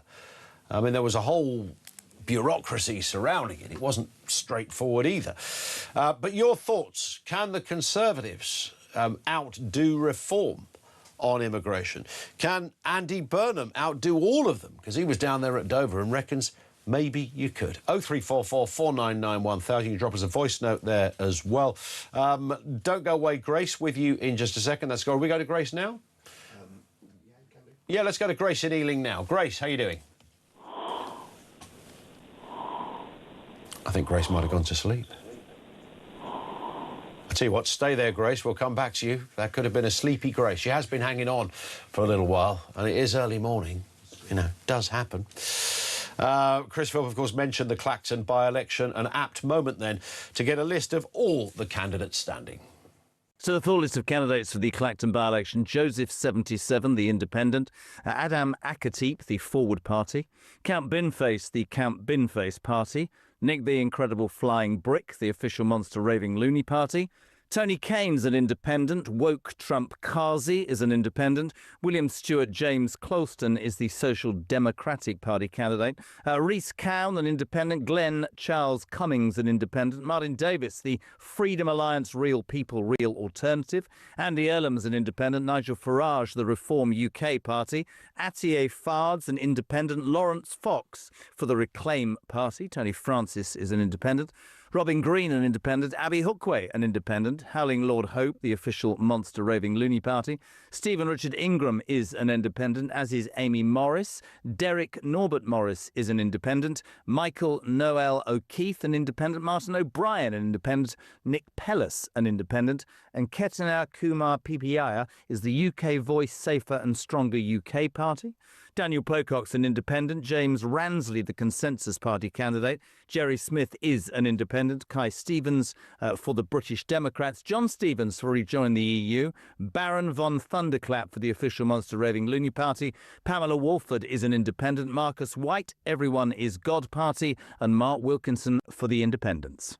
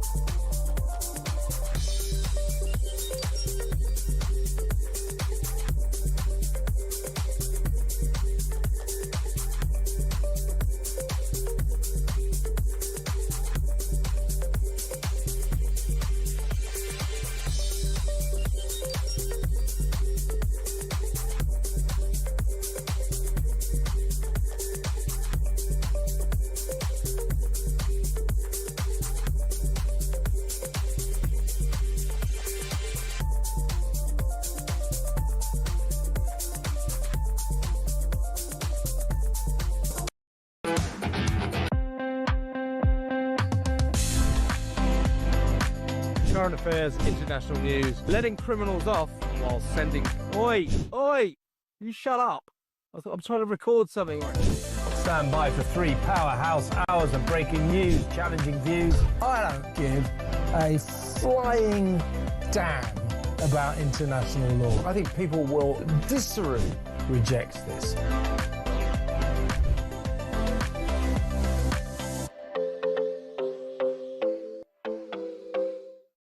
UK on DAB+, on YouTube, on your mobile, and on your side. This is Talk. Good morning, 25 to 8. It's Ian in for Jezza for the next couple of weeks. It's a bright and sunny summer's morning, and you're very welcome to the Empire of Common Sense here. There's a lot to get through, all the serious stuff, of course. On a slightly lighter note, we were talking about British seaside resorts that need a lick of paint. I went down to the Isle of Sheppey over the weekend. It was an experience, I'll tell you that much. Let's get a word on this very point from George. Morning, George. Morning, Ian. Hope you're having a good show. George from Leicester. So, RE Isle of Sheppey. I understand what you're saying about Isle of Sheppey. It definitely needs something done to it. We had most of our holidays down there up until the late 70s. I'm 60 at the end of this year in Laysdown, and my mum and dad actually retired to the middle of the island. I believe it's called Minster. Anyway, all I was going to say was, if you want to have a Google, one of the famous things about the Isle of Sheppey, I think it's called Parker Street or Parker Avenue or something. It's Parker something anyway, and it's famous for the Christmas tree lights. It's absolutely amazing, and people definitely want to have a look at that. Anyway, take care, mate. Bye for now. George, thank you for that. You make a great point, by the way. So it was in I was in both of those places yesterday. I was in Minster to start with. Then we went down to Laysdown. I do know this. It wasn't my first time there. I've lived in that neck of the woods nearby, worked at a local radio station down there. So we were always doing stuff on the Isle of Sheppey. They used to have that big cabaret room in Laysdown, which I noticed was still there, but I think closed down. Yeah, George is right. Like any area, you know, there's pockets of joy to be had. What I find quite sad, and Blackpool has the same issue. Margate had it. Folkestone still has some of it. I haven't checked out Scarborough for a number of years, so I'm not sure what's going on over there. But often it is a lick of paint. You just think, just tidy it up a bit.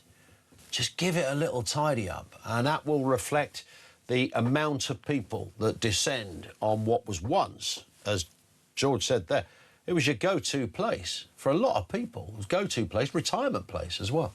0344 499 1000. Back to that issue of restore and reform. Grace in Ealing is back with us. Are you wide awake, Grace? Yeah. Apologies for some technical difficulties earlier. That's all right. That happens. What have you got for us? I think that reconciliation is generally a good thing. However, I don't think that reform should take on restore.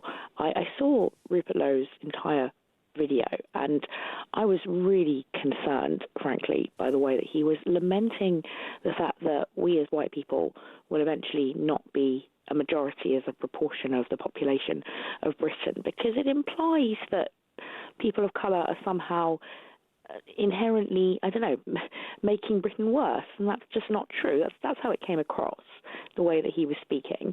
I mean, the fact that we as white people will no longer be a majority in Britain one day is mostly because people like myself are not having children.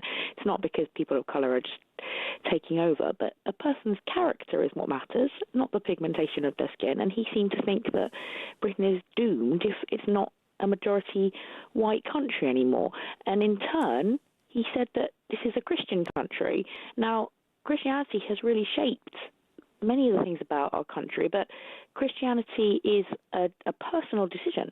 It's not something that we're born with, and it's not something that's connected to being white. Jesus was not white. And so, the people who are most keeping Christianity alive in our country are black people. So for him to kind of insinuate that people of colour are somehow morally different. I think his I think his argument is kind of faulted at that point, because if we're talking about a cultural kind of cohesion, I think that is a more powerful and a simpler argument to take on board than dividing people up by colour. If he's talking about a religion, and I think that's probably where he's coming from, then that's fine, because we can talk about, you know, if there is a dominant religion and culturally its value system is not necessarily worse or better, but just different, and therefore at odds with what we see as tolerance or freedom of speech or any of those things, that's a fair point to raise as well. So I think the cultural argument, social cohesion argument, is a more sensible and intelligent argument than just specifically colour. Yeah, I think it seemed to me quite eerie the way he was seeming in this video to make out that colour and values are intrinsically connected. And that's not true. And we each choose for ourselves whether we're going to, for instance, choose to follow God or not. Most people just presume that God is fictional in our country at the moment. That's what most white British people seem to think. And they, you know, imagine, for instance, that science has disproven God or something like that, which is erroneous. But they've got every right to make that decision. But it's a personal decision. We're not born, actually, with all of our moral choices or our theological leanings. We each make those decisions for ourselves. And if the country becomes less white, that in itself does not mean that the country is going to be markedly different. People losing values might make the country different, but that's not really because of people being born with more melanin. Other things are a cause for concern, but not melanin levels. Let's concentrate on people becoming more selfish or people not respecting the law.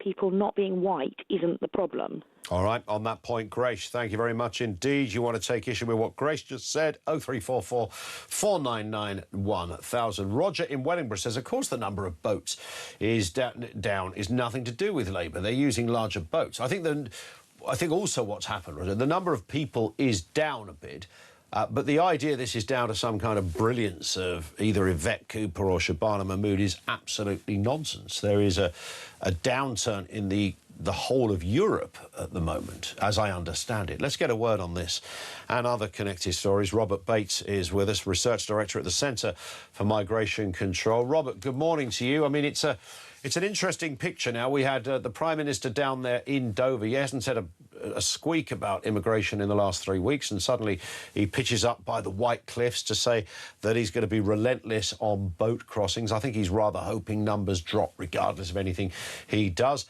We've had Chris Philp, Shadow Home Secretary, last week, wading into the channel at the other end on the French side, interviewing the cops and saying, you know, what are you doing?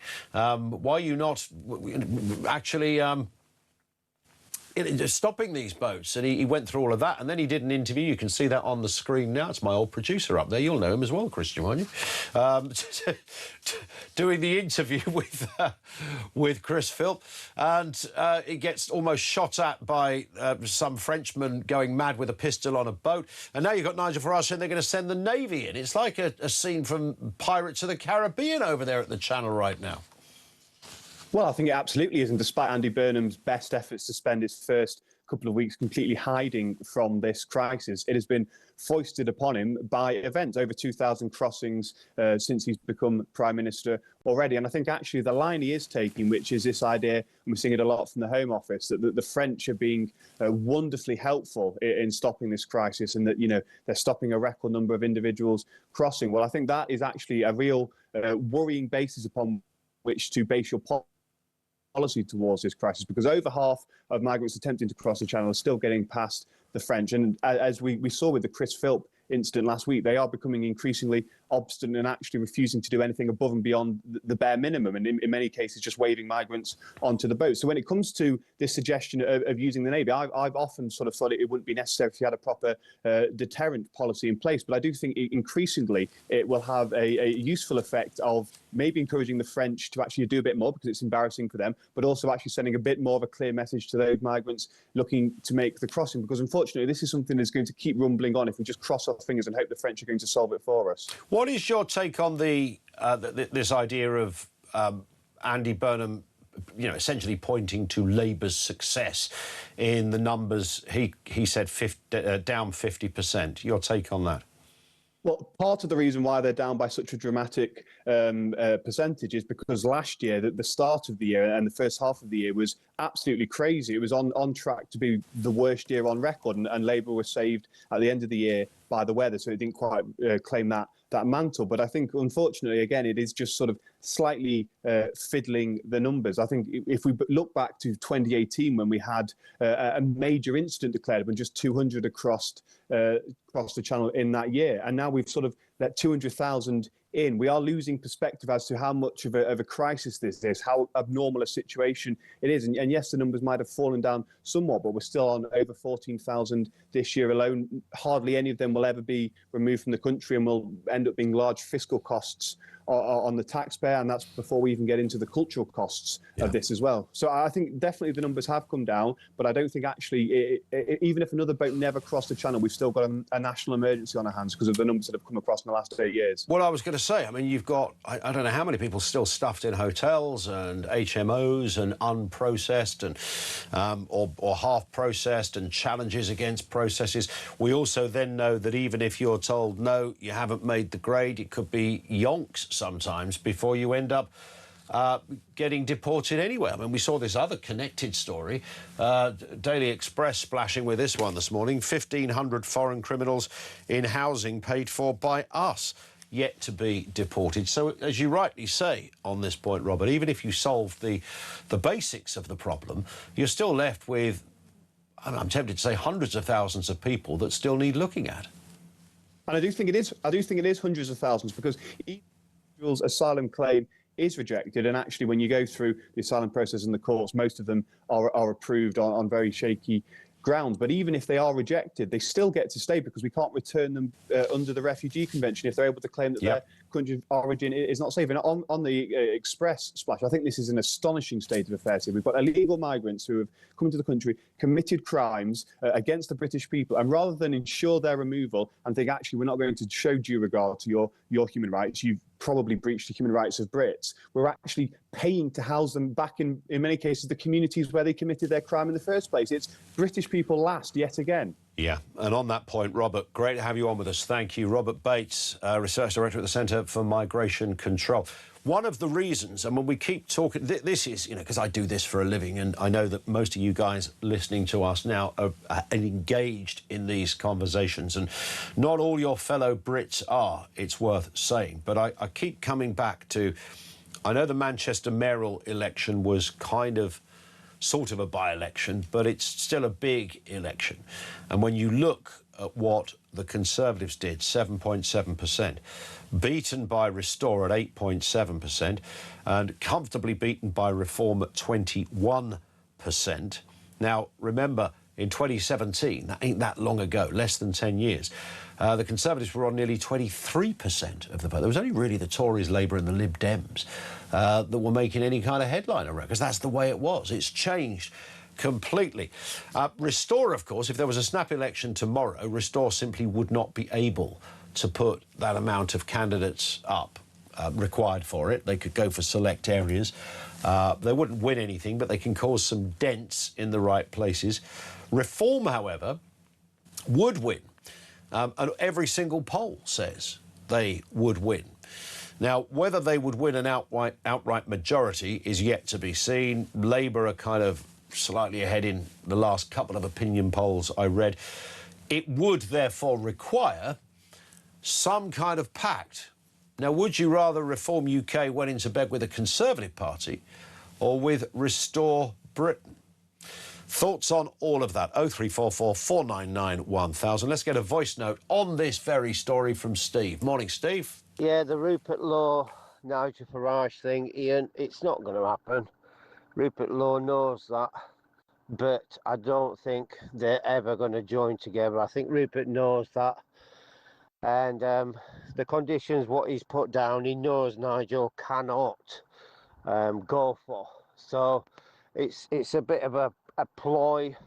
I don't know why he's doing it. I think he just wants to get it in there first, just to say, well, Nigel's not listening. You can all see I did try, but he's not listening to me, and he doesn't want to join forces.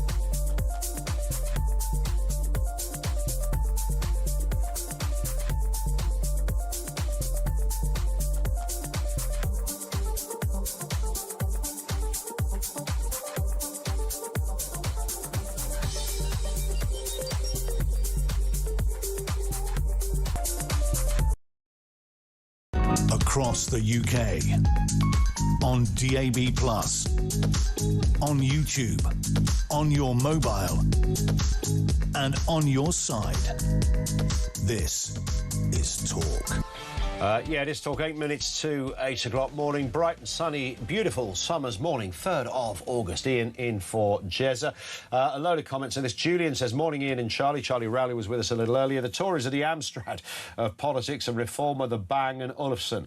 Tories are desperate and comical to watch. They are finished. What they've got to do, if they... I mean, Chris Philp doing the thing in the Channel, that's great, and it does... You know, it highlights an issue. They're going to struggle to get away from the fact that they were part of a government that did nothing at all. That said, you could reasonably argue so were Suella Braverman and Robert Jenrick, and they're now high-profile members of Reform, although they would counter it by saying, well, they did actually leg it from the government and the party because they didn't agree with them. Kemi Badenoch, star rising, I would say a bit. But, of course, it takes more than one person. What the Conservatives do have is they have the sort of election apparatus in place. They have the experience of that. They're not going to get it entirely right, but they are sort of match fit if you had to get in terms of numbers, vetted candidates and all of that. They've got most of that. Not all. I'm not blowing smoke here, certainly not. But that is their one saving grace. If they went into an election, they could... that they're more or less in place. Reform would say, yep, we're in place as well. They've worked ridiculously hard on making sure, because they've had some vetting issues in the past, which new party doesn't, and they've largely addressed that, so they would say, yep, we're ready to go as well. Restore, however, if there was an election tomorrow, I don't think much is going to happen in terms of mass candidates being stood in 600 constituencies. That ain't going to happen. 0344 499 1000. I also want to bring you this, before we go back to some comment from you. Veterans' benefits docked in stealth raid on military pensions. I feel bilious when I read these headlines. Ministers have been accused of launching a stealth clawback of military pensions, leaving veterans who claim benefits thousands of pounds worse off. These are officials at the DWP, the Department for Work and Pensions, have informed veterans their military pensions is considered unearned income and will therefore result in a pound-for-pound reduction in benefits. Let's speak with Hugh Andre, CEO of We Served, an ex-British Army captain. I tell you what, Hugh, I mean, I've got a general beef. I think we all have to a degree, but this absolutely drives me nuts. This idea of, you know, if you can find another way to tax us, we will find it. And governments, I believe, have a duty to find fewer ways to tax us. That to me is an intelligent government. We should be doing things that don't require always going and dipping into the public's pension pots. And here we have something that's a double bubble of doom. Not only it's, yet again, we're going to take more tax, but it's from our veterans, which gives it a particularly pronounced flavour. Yeah. Good morning, Steve and Ian. Sorry, and thank you for inviting me on. It's a tough one to read, isn't it? Because it's a mistake that's been made by, I guess, the DWP. And, you know, emotionally for me as a veteran, you know, I would naturally go to my heart and say, well, what price is their service worth? Yeah. What price was their service worth? I believe, and please correct me if I'm wrong, it's about £5 million they're looking to claw back. Wow. Is that right? I think that would, well, when I look at stories such as some claiming that they could be, some veterans reportedly been ordered to repay tens of thousands of pounds previously paid to them, then I can see that it would be quite easy to get to that number.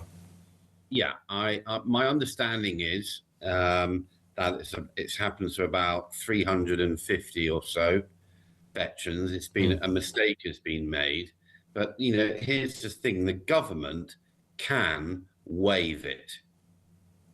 So it's a government by law. The government can waive that decision. Yeah, it's actually damn hard. I have a military pension. I have no idea what it's worth. If I could be honest with you, I know no idea where to go to find out what it's worth. They'll send you down a rabbit hole. They'll send you down one of those lovely HMRC rabbit holes where you will spend the best part of a day clicking on links that only to return to where you began. Where you began. It'll make a tour of Afghanistan look like a bad hors d'oeuvre. Walk in the park. No, absolutely. And, you know, this is why we set up WeServe. So for exactly this sort of reason, you know, we can have one single place where people, veterans, male, female, and their families can go to find out this sort of information. So we will put it on the WeServe platform under the news and media page with the links to the right place. But ultimately, what we're talking about here are veterans of quite a senior age being told that they've been overpaid due to a mistake by the government. And now, you know, in their dotage, having to repay, as you say, thousands and thousands of pounds. And, you know, let's be brutally honest, Ian, how many people have got thousands and thousands of pounds just lying around? Particularly if you've been you know, receiving your pension for a number of years, and then suddenly somebody comes along. You know, in any other walk of life, I think you would have an obvious legal claim to say, well, OK, even if that extra money stops now, there's no back repayment going on here. You've got to just swallow it, government. But HMRC are great at not applying logical rules to itself. They're actually talking about now, in some cases, taking the amount owed going forward. And I think that the veterans themselves clearly need to take advice from the Army Pension or Military Pension Service. But what they also need to take into consideration, and we'll talk facts for a moment, they've got to be able to demonstrate hardship, because the government could waive, and frankly, £5 million to government is a drop in the ocean compared to all the, you know, the useless PPE, billions they spent on COVID, whereas these are men and women who served their country for £5 million. But to a veteran, 10,000, 1,000, 10,000, 40,000 in one case. That's a hell of a lot of money. So the veterans themselves, if you're listening and you have received a letter, or you fall into the category of the revenue coming after you for money that they paid you by mistake, you've got to be able to demonstrate the hardship it would create by taking away that money. Indeed. Secondly, will there be an impact on your health? And I would suggest there absolutely would be. If someone came and knocked on my door and asked for 40,000 back, or 40,000 whatever back, you know, I'd have a wobble. And thirdly, you can justify it as a departmental mistake. So I think get in touch with their local MPs, think about the hardship it's going to create, think about the impact on their health. And finally, I think this is a government's opportunity to really step up and be counted for the right reasons and waive it. It's a mistake. Absolutely. Waive it indeed. Hugh, great to have you on. It's always a great qualified voice, and I know you guys do great work with ex-service personnel and veterans. That's Hugh Andre, CEO of WeServe, an ex-British Army captain. Thank you to him. More from you on the way. 0344 499 1000. News at 8 is coming next, right here on Talk.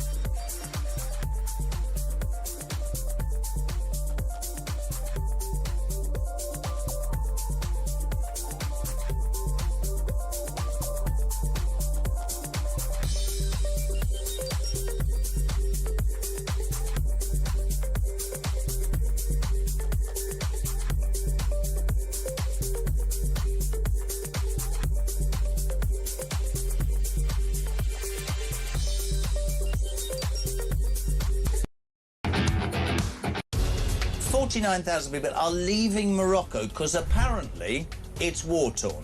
But Jet2 this morning are offering 20% off a trip to Morocco for a week. Which country in Europe wipes everybody else's backside but its own people? Here. This is a huge football story, folks. UEFA has now said no European nation will participate in any FIFA competition so long as proposals to create a company to run the World Cup remain alive.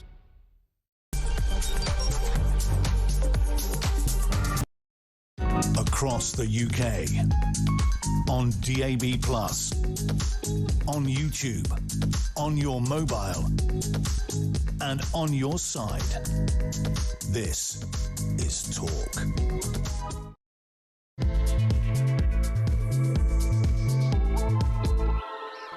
Wise words indeed. Yeah, good morning. Welcome to the home of common sense. It is Talk Breakfast. Ian Collins in for Jezza for the next couple of weeks. Welcome along. It's a sunny summer's day. Monday, 3rd of August.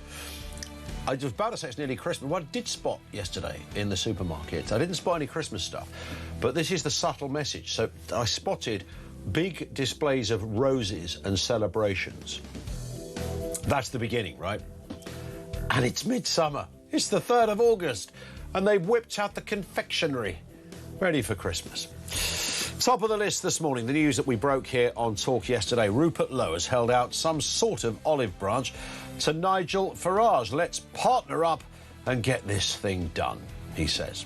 How do you feel as a Reform voter about that? How do you feel as a Restore voter about that? Details to come, and we'll speak to supporters of both parties as well. Also, Brendan O'Neill, join us in just a couple of moments. Yesterday, Andy Burnham broke cover and finally decided to talk about immigration. In fact, he didn't just discuss it, he went to Dover on a mission down at the coalface of the problem. He has pledged his government will, quote, be relentless in curbing the number of people arriving in the UK on small boats. Are you buying this?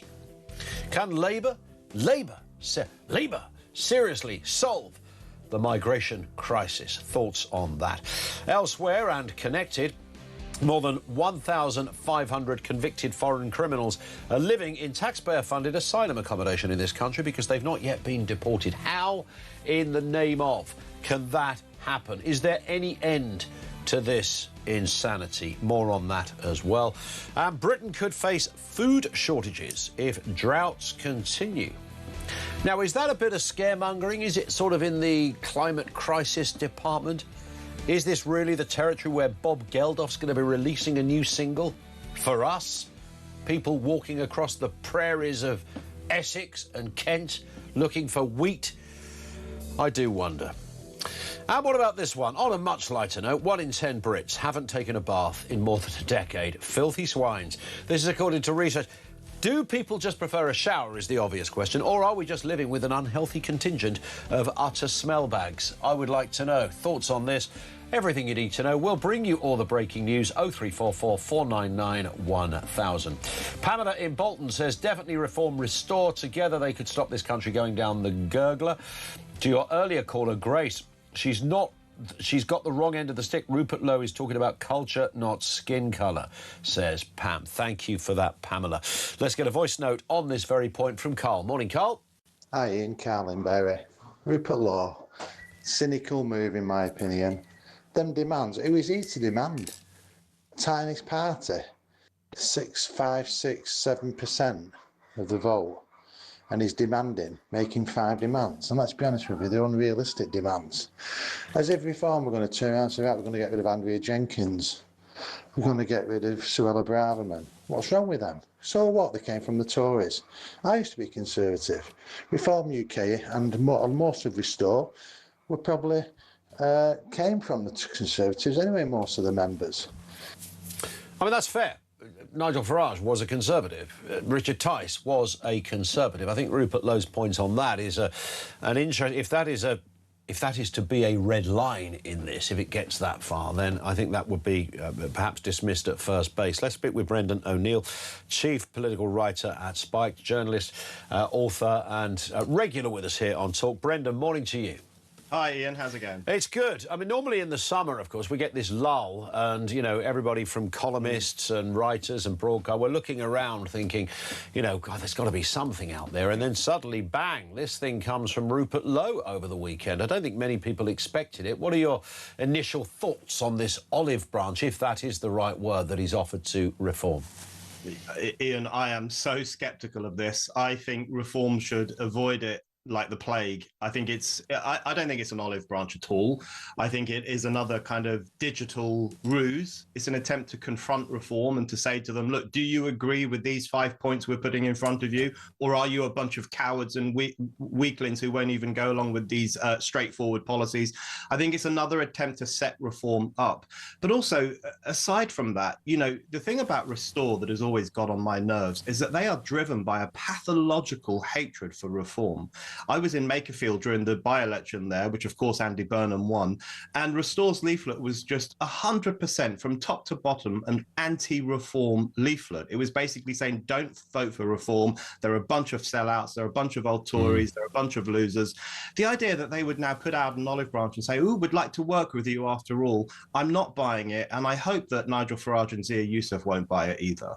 Yeah, it's kind of interesting, isn't it? You know, I think you're right, and I thought the sort of red line thing was just a bit daft, frankly. You know, you've got to get rid of Suella Braverman, you've got to get rid of Robert Jenrick. Well, on that basis, you'd have to get rid of probably everybody who were once former Tories, as I was just saying. Exactly. And, you know, the other thing is that Reform has a real chance to become a big player in British politics if it plays its cards right. I do think Reform has been flagging for the past few months. I don't think they've been on the front foot. I don't think they've taken advantage of huge issues that have blown up in our politics in the way that they ought to have. So they've got to pull their socks up, but they have the chance to be a huge powerhouse and even perhaps to play a role in government at some point soon. But, you know, the thing about Restore, the other thing about Restore is that its online following is incredibly dodgy. I mean, it's full of these kind of strange nerds for a start, but then there's also people who have got extreme views. There's people who are borderline fascistic in the digital following of Restore. There are people who have praised Hitler who are also either contributors or donators or members of Restore. And whenever Rupert Lowe has been asked about this, he's basically said, well, I don't care. You know, Reform does not want to be hanging around with people like that. The kind of people who want to vote for Reform, for Nigel Farage, for the things that he wants to do, are the decent working classes, the people who've been left behind and ignored by the other parties. These are normal, decent people. And I think attaching thousands of oddballs who follow Restore to that movement, I think that would be a terrible mistake, and Reform should think very carefully about doing anything like that. I mean, there was this, as you will have seen, Brendan, this sort of response from Nigel Farage. It doesn't particularly name check, as far as I can see, Rupert Lowe or Restore, but he does say to deliver change. He's talking about only one party has the possibility of delivering change. He goes on to say, to deliver that change, I understand Reform UK will need the support of people from other parties, as well as millions who've never voted. That is the broad coalition I am building. What do you take from that? Yeah, that's true. He does need to build a broad coalition. And I think probably at the moment, Reform has reached the limit of the kinds of voters that pretty clearly want to vote for Reform, which tend to be former Labour voters, some former Tory voters, people who are ticked off with the old two parties. I think Reform has probably reached the limit of those voters. So it does need to break beyond that. It does need to start appealing to other people, especially in London, in central Manchester, in the cities which tend to be colonised by Labour primarily. So it does need to break beyond its current coalition. I think what that should mean is that Rupert Lowe should tell his supporters to vote for Reform. I mean, that's what should happen. Restore is pretty much a digital party. It's pretty much a social media party.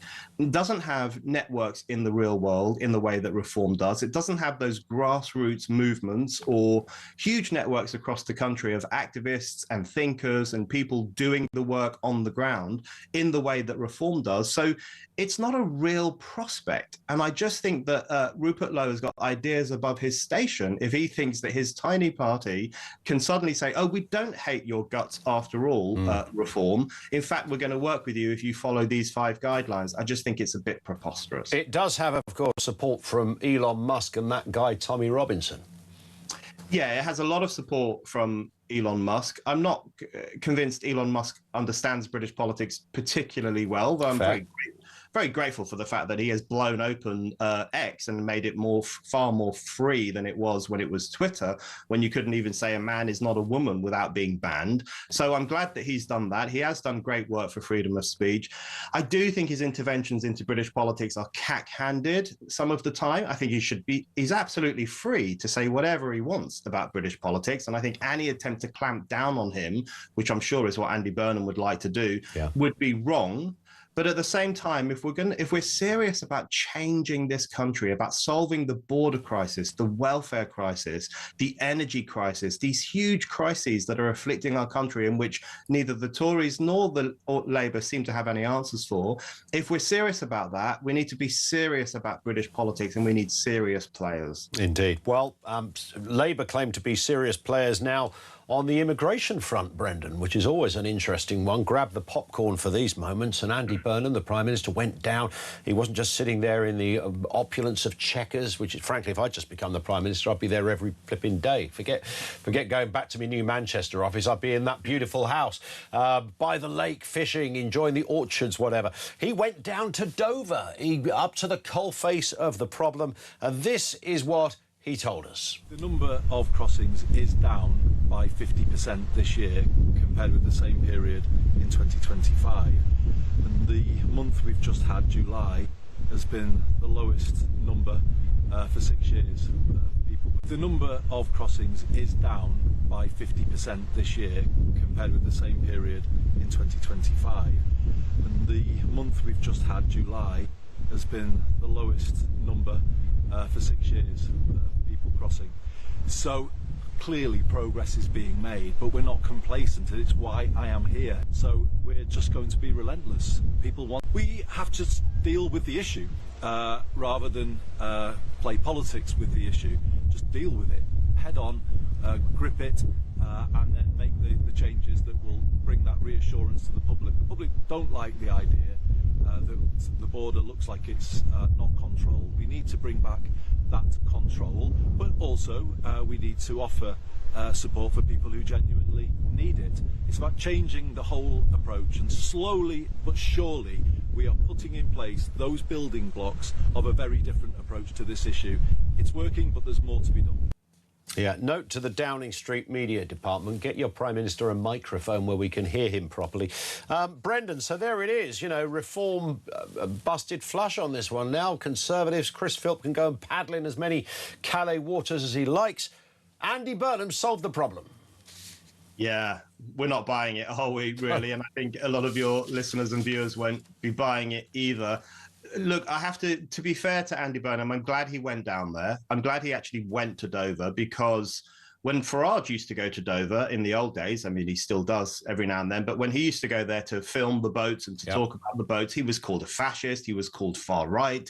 He'd be, you know, there'd be columns in The Guardian saying, who is this Nazi at Dover? I mean, it was seen as a really bad thing to do, to go down to the coastline and say, look at all these men, mostly men, from God knows where, coming into our country. That was seen as a bad thing to do. So I'm glad Andy Burnham has done it. He's been forced to do it. That's the truth of it. He's been forced to do it by the events in Ceuta in North Africa, where 60,000 men went from Morocco to Spanish territory. That has caused huge consternation in Europe, even amongst the kinds of government officials who didn't take this problem seriously for a long time. So he's been compelled to do it. His hand has been forced. But, you know, we have to get real about this. Since he came to power, which has only been a couple of weeks, more than 2,000 people have come illegally on small boats to this country. Yeah. This is a crisis. Firstly, that's apparently a success, Brendan. And he says it's getting better, but people aren't going to buy that. It's a security crisis because we don't know who these men are and we don't know what their intentions are. And we know that a lot of crimes have been committed by people from overseas who came here illegally. but also it's a sovereignty crisis. A country that cannot protect its borders, that cannot stop hundreds of young men from turning up illegally every single week. That's not a serious country. That is not a properly sovereign country. So we now have to dismantle every single piece of legislation and international treaty and human rights law that prevents us from policing our borders, which is the right of every sovereign state. Absolutely right. If you've got tens of thousands, I make this point constantly, it shouldn't matter whether you're left-wing, right-wing. Anyone with half a brain cell can see that this is completely unacceptable.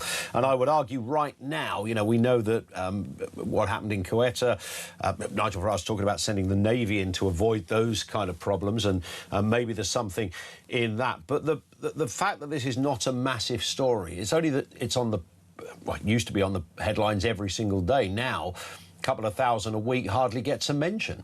What we do know is that the French have been absolutely woeful in this. Front page of the Sun today, Le Rip-Off. Apparently we hear that it's costing 8,000 quid per migrant that they stop coming to the UK. I mean, how did we get into this bonkers? It's the 21st century, for goodness sake. 2 countries, 2 leaders, 2 militaries, 2 police forces, 2 home secretaries between the 2 intelligence services, 2 lots of drones, 2 lots of navy, and we can't stop thousands of men crossing a piece of water on a rubber boat. It's just surreal. I mean, it really is surreal. You know, Britain used to rule the waves, and now we can't even stop a couple of dinghies coming over every single day. It's pure madness. And I think the political class has just been so relaxed about it for so long, and the liberal media in particular, and the left and the activist class, they've all said it's not a problem, or they've said any attempt to stop it is racist and fascistic, and you're harming these vulnerable people from overseas. They've been gaslighting us. We can see with our own eyes that most of the people on these boats are not vulnerable people. They tend to be fighting age men. They tend to be pretty fit young men. You do find yourself wondering where the hell are the women and children. We also know that they are given bed and board when they come into this country, which the public is very angry about. And we know that some of them have committed terrible crimes while they've been here. So this is the reality, and it's not racist to say any of that. But it really does come down to the question of whether or not Britain is an independent sovereign nation. And if you are an independent sovereign nation, you should know who's crossing your borders or what is crossing your borders and for what purpose that is happening. If you don't know that, then you are not an independent nation, and that is currently the mess that we are in. Absolutely right. And those boats, we also know, carry a contingent of Iranians, and the last time I looked, we are at war, tacitly or otherwise, with Iran. I mean, if ever there was a point where you might say, perhaps we should stop these people. I was talking to somebody who was telling me about a Finnish woman who's lived in the UK for 50 years that struggled like mad because she dared to go on holiday to get back into the UK because something popped up on a computer. She had her passport, her papers, everything. Lived here, kids here, grandkids, the whole thing, all her life, pretty much, other than 10 years, she's lived here and struggled for hours detained at Border Force. Or you could come from an iffy part of Iranian regime, jump in a boat, come to the UK and be in the Four Seasons by 6 o'clock. Absolutely right. That's the problem. You know, Andy Burnham and others think that we can just go down to Dover and put a few more coppers down there and maybe put a few Navy ships in the channel and everything will be fine. No, the problem is the green light that we are implicitly sending to these illegal immigrants, because they know full well, they talk amongst themselves all the time. Of course. They know that when they come to Britain, they'll get a hotel room. They know they'll get 3 meals a day. They might get some medical assistance. They might get some pocket money. They probably won't be deported. We hardly deport anyone. They know all of this. Yeah. They know we are a soft touch. So we are basically saying, on the one hand, please don't come. We don't want you here. On the other hand, please do come because you're going to get all these freebies. Until we dismantle that entire soft regime and treat these illegal immigrants harshly and deport them quickly, until we do that, then we're not going to solve this problem. Brendan, great to have you on. Have a wonderful day. Thank you. Brendan O'Neill, chief political writer over there at Spiked. Thank you to him on this point. Chris is in Oxford. What have you got for us, Chris? Morning. Good morning, Ian. Mike in Whitney here. Can you guys at Talk TV and Talk Radio, can you imagine how frustrating?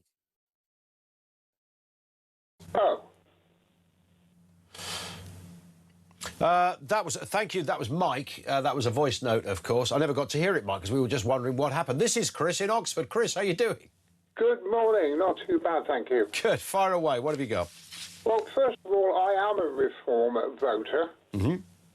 Rupert Lowe is basically got another agenda. He wants to take over from Nigel. He used to be with Reform. He needs to be asked the question, why did he leave? Because Nigel has already exclaimed that most of the Reform people couldn't get on with him because he was shouting, he was loud, everything else. The other thing as well is Kemi Badenoch has taken up points that Nigel has already said about stopping and coming out of the ECHR.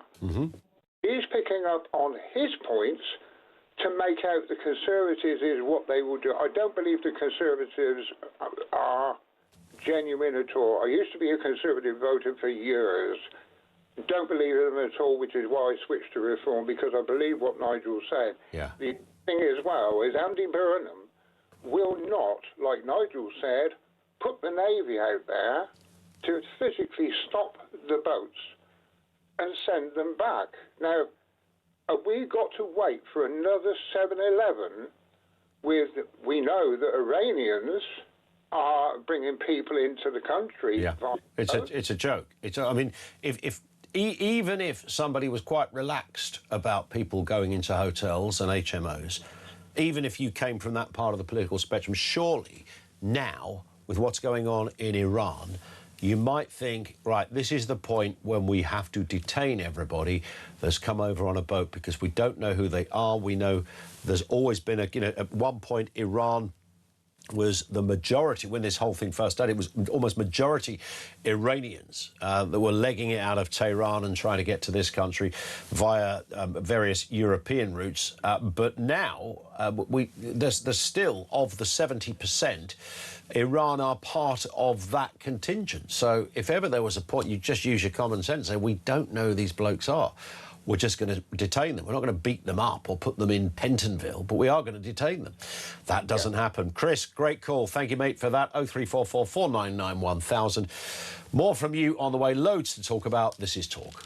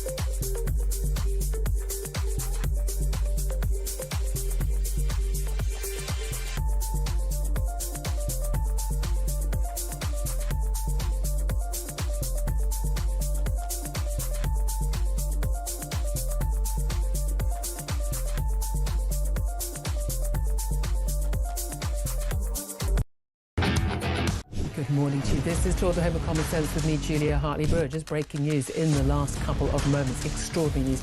Not just that the police have arrived at the Sandringham estate where Prince Andrew, as was now Andrew Mountbatten Windsor, is currently living since being thrown out of the Windsor estate. The police have arrested Andrew Mountbatten Windsor. It's an extraordinary revelation. And certainly what's been contained in the Epstein files as released in the last few weeks. It's his 66th birthday today. What a birthday present that is. The UK. On DAB+. On YouTube. On your mobile. And on your side. This is Talk. It is Talk. 0344 499 1000. Christine says, my road in Southend, just off the seafront, has at least 8 HMOs. The road used to be lovely. now there's rubbish everywhere because the tenants don't care. It's disgusting. I'm a pensioner. I hate it, but I can't move because I'm adequately accommodated. This is what you get for working hard all your life. That's sunny Southend for you. And thank you for your other nice comments as well, Christine. That's very kind. Nobody should be in that situation. Nobody should be living in a... If you look at the progress of how people, you know, the old sort of images of Victorian Britain and what it looked like, and everywhere was a slum, and when there wasn't a slum, there was a gin house, so you were either off your face on something or you were living in such woeful accommodation. And, of course, you progress over the years, the big house building post-war, etc. Council houses for people. Those things were built beautifully. I lived in one all my childhood, and in two different ones, and they were just built to great levels as well. There was you couldn't put a screw in a wall in a council house back then because it would just damage the screw. The walls were properly, it was great.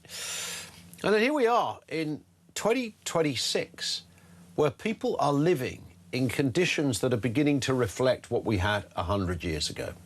Just because you've got heating and just because you've got running water doesn't mean everything's tickety-boo. That's really sad, regardless of what the reasons are for multiple HMOs, etc. It doesn't really matter. If people are disrespecting the area, which is clearly the case in some of those examples. I saw it when I used to live in East London. There were certain pockets and roads you'd go down, and it was like carnage. Where are we, for God's sake? This is awful.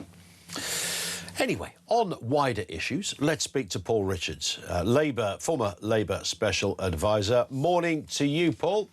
Morning, how are you? I'm good. Always good to have you with us. Always good to talk. It's a lovely sunny day. And, of course, normally, I said this to Brendan, our last guest, normally in August you can't find a news story for Love Nor Money.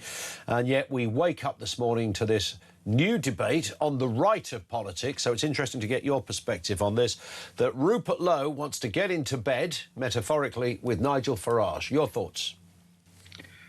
Well, I think they're now sort of at a point of such different ideas and different traditions and enmities and rivalries that I can't really see how you can sort of reconcile the warring factions, really. It does remind me a little bit of the far left, you know, where you put four of them in a room and you get five factions. Yeah. And it just seems a similar idea that, like amoeba, these are sort of constantly separating and moving away from each other. So, I mean, we, as you identified, I'm a Labour person, that would terrify us, the idea that the right could unite the Conservatives, Restore and Reform into a huge voting bloc. Because that would see off any chance of a Labour government forever. But like I say, for the political reasons I described, I just don't see it happening. And even from an outsider's perspective, whether somebody is on the left or whether they just don't vote anyway, they might be a Tory, Lib Dem, whatever.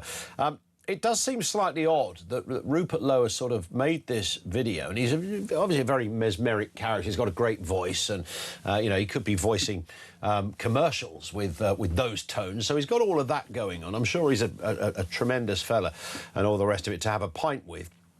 It wouldn't be dull, put it that way. But he's put some red lines in this, which is quite an interesting thing to do, including getting rid of former Tories like Suella Braverman and Robert Jenrick. Now, most people, I think, Reform was formed sort of out of the ashes, in some respects, of the Tory party. So Nigel Farage is a former Tory. Richard Tice is a former Tory. I mean, it seemed a curious position to take from Mr. Lowe to stipulate that, we could do business together, but you've got to get rid of that lot first. Yeah, I mean, it is sectarian, isn't it? And then for me, as an observer, the big difference between Restore and Reform is that Reform has a boundary to its right over which it won't step. So it says no to people on the right of its political spectrum, whereas Restore doesn't, and will happily have anyone in if they sign up to Rupert Lowe's prospectus. And I think that's, shows you that Restore is far more extreme than Reform would place itself. Isn't it interesting, though, that in the by-election, in Greater Manchester, the one just gone, the mayoral election, Restore beat the Conservatives. Yes. And the Conservative Party we used to talk about as the most successful political party in Europe. You know, it bestrode the century, the 20th century, like a colossus, winning election after election, occasional Labour governments popping up for 4 or 5 years and then disappearing. And yet, you know, being beaten by this new political force, backed by Elon Musk, of course. So the money is there to do the political campaigning. But I mean, that to me was a phenomenon. I mean, and if you were Kemi Badenoch waking up and looking at that, you'd say, well, yeah, fair enough. You know, it's Greater Manchester. It's not natural Conservative territory, perhaps, although, you know, not quite true. But to then be beaten by a party to your right. Well, also, just to compound that point, Paul, I mean, it's only 2017 when the Conservatives got 22, nearly 23% of the vote at the mayoral election in Greater Manchester. This time they got 7%. It was previously a good democratic battle between Tories and Labour, the Lib Dems thrown into the mix as well.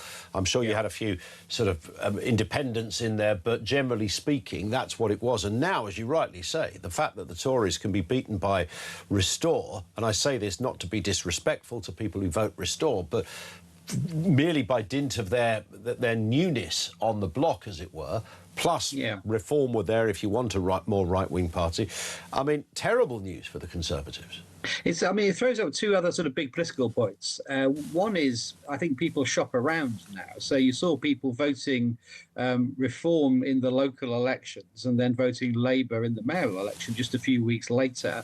So I don't think people see themselves necessarily as sort of left-wing or right-wing or kind of on a spectrum like that in quite the same way. And the other is that political parties have absolutely no right to exist if the conditions that gave birth to them cease to exist. So the Conservative Party doesn't have a right to exist any more than the Labour Party does.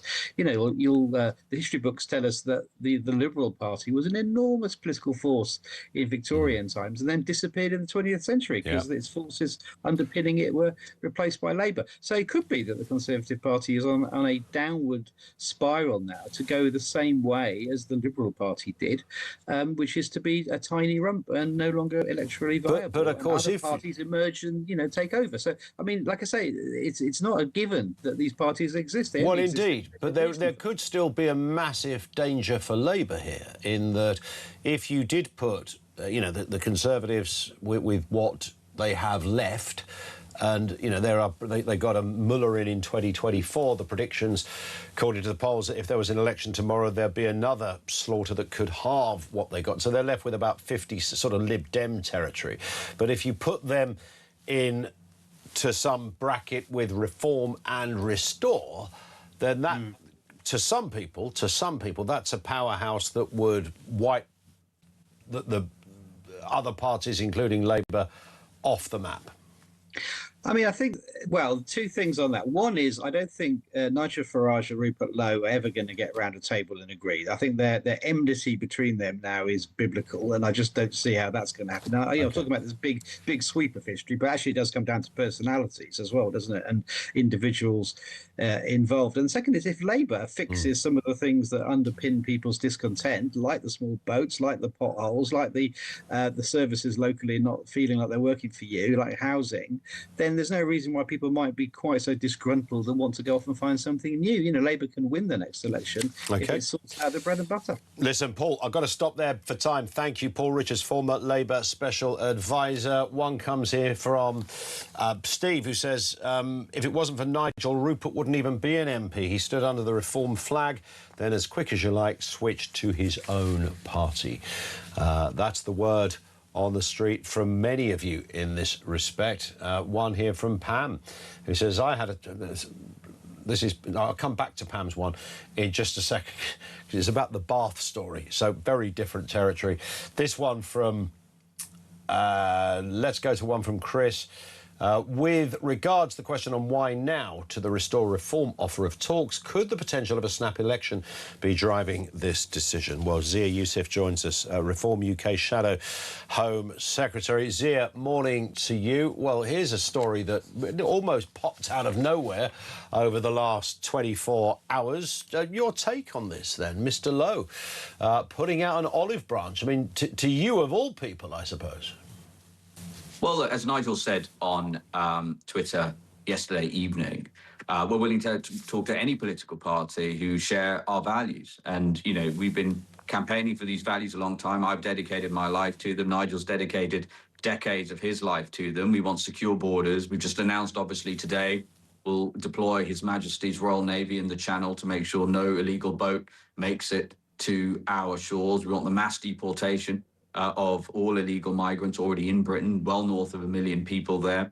We want law and order to be upheld. We want taxes to come down. You know, these are the things that we're fighting for. And look, we're fighting to win, because one thing, I know enough about British history to know coalition governments achieve absolutely nothing of any value. Nobody gets what they hoped for or wanted. There's only one party. There's only one party with a real chance of a majority. And under our first past the post system, on the right, sorry, one party with a chance of winning on the right. That is Reform. We don't take anyone's vote for granted. We know we've got to work incredibly hard. We'll keep doing it to earn the vote of everybody who in this country who shares the values that I just spoke about. So, and that would include Rupert Lowe, I would assume. Yeah, look, as Nigel said yesterday, we're open to speaking to anybody who shares those values. We're open to talking to other parties. But of course, you know, look, in the end, in order for us to turn this great country around, we need everybody, as I said, who shares those values, who wants us to actually have a border, who thinks that immigration law should be upheld, who thinks that if you came here illegally, you should never be allowed to stay, let alone get taxpayer funded life, you know, basically for the rest of your life. And in that spirit, yeah, we want. So is that a firm yes to Rupert Lowe? You are happy to get into some kind of pact with him? Well, again, so specifically rather pact, as I said, a coalition government, right, which is what you would then be talking about. If you're talking about, that's what you're talking about. History shows, whether you look at the Lib Dems and the Tory, you know, any of those in history, nobody gets what they want. But wouldn't it be emerging here? Would it not be? I mean, if this was pre-election, would this not be emerging? So Restore would no longer exist, and Rupert would sit round the table. You'd be breaking bread, laughing about that moment with the cops, and oh God, what fun we had back in the day when we hated each other, and we're all mates again. Can you see that happening? Well, look. The first point to make is that it's unclear that that's what it wasn't clear to me that that's what we were talking about. I think he was talking about a cooperation of some kind. And again, that's the point I would make. You know, we've come into politics under a first past the post system. You need to win a majority. Coalitions, i.e. cooperations in government, they achieve absolutely nothing. There is one party that has a real chance of winning a majority on the right in this country. We're going to fight to win. And we'd encourage everybody who shares the values that I talked about, who want mass deportations, who want a secure border, who want law and order, who want British people to come first, to get behind Reform. But having said that, as Nigel said, of course we're willing to engage and talk to people from other parties, and that would include Rupert, yeah. Would the door be open for him? No, I'm not just sort of hammering the point for the sake of it, but it is, unfortunately, centred to this kind of almost conundrum that's been thrown up at the weekend, because there's a lot of areas that you can tuck into on this. Would the door be open by Reform for Rupert Lowe to rejoin the party, if that is what it would take? Could you imagine? I mean, you had an almighty fallout. We know that, you know, you were sort of centred to this row. Could you forgive and sit down and have a cup of tea with Rupert Lowe? If you're asking, so two different points there, right? If you're asking me, look, I'm open to whatever's in the best interest of the country. That's why I got in to politics. So that would be the first point. The second point would be the only person who can answer that specific question is the leader of our party, because that would be Nigel. So I suggest you put that to him. No, that's fair. Would you be comfortable, though, with Rupert Lowe back around? Listen, I got into politics. What matters is not my level of comfort. What matters is what's in the interests of the country. What is in the interests of the tens of millions of people in this country who can see the Britain we grew up in, the Britain we love, slipping away from us very, very quickly. That's what matters. OK. I was going to say, maybe all of this is now academic, because over the weekend, and Zia, I could hardly believe this was happening, Andy Burnham went to Dover and spoke about immigration. I mean, who would have thought it? Because he'd said absolutely nada on this for the last couple of weeks, and I was beginning to wonder whether he even knew there was a problem. And what he's done, he's scooped it all up. He's now owned the conversation. He's going to be relentless, so you can stand down your Navy boats. There won't be any need for it, because Andy Burnham, a Labour Prime Minister, Zia Youssef, has solved the problem. What do you say? Yeah, he just strikes me as sort of a new supply teacher who arrives in a classroom and just thinks, if everyone just holds hands and sings Kumbaya, and he sort of tries to, and he does some videos about bread and fruit and things to sort of, claim he's on people's side. Look, he's definitely a better communicator than Keir Starmer. That's for sure. I think, he definitely did some things as mayor that people like, clearly. Otherwise, he wouldn't command the support that he does, particularly in the north. But here's what's clear about Andy Burnham. I see no evidence, someone who ran a company, for example, that he is going to be a high-functioning executive. And the scale of the challenge, you look about the small boats crisis. Yeah. The fact that we are now talking about official policy being deploying the military to say, no, not a single illegal boat makes it to our shores, and we will be met by our Royal Marines every single time if you try to do it, and we'll take them back to France, demonstrates how difficult this problem has been. There's a reason why the Tories and Labour refused to solve the problem. There's no evidence that Andy Burnham will. So what he's done is he's gone to Dover, because he's a content creator at the moment, as much as he's a Prime Minister, probably more so a content creator. So he's trying to show he cares about the problem. Let's see what happens. I am not seeing any evidence that he's doing anything different to previous Labour and Tory governments who have just made this problem worse.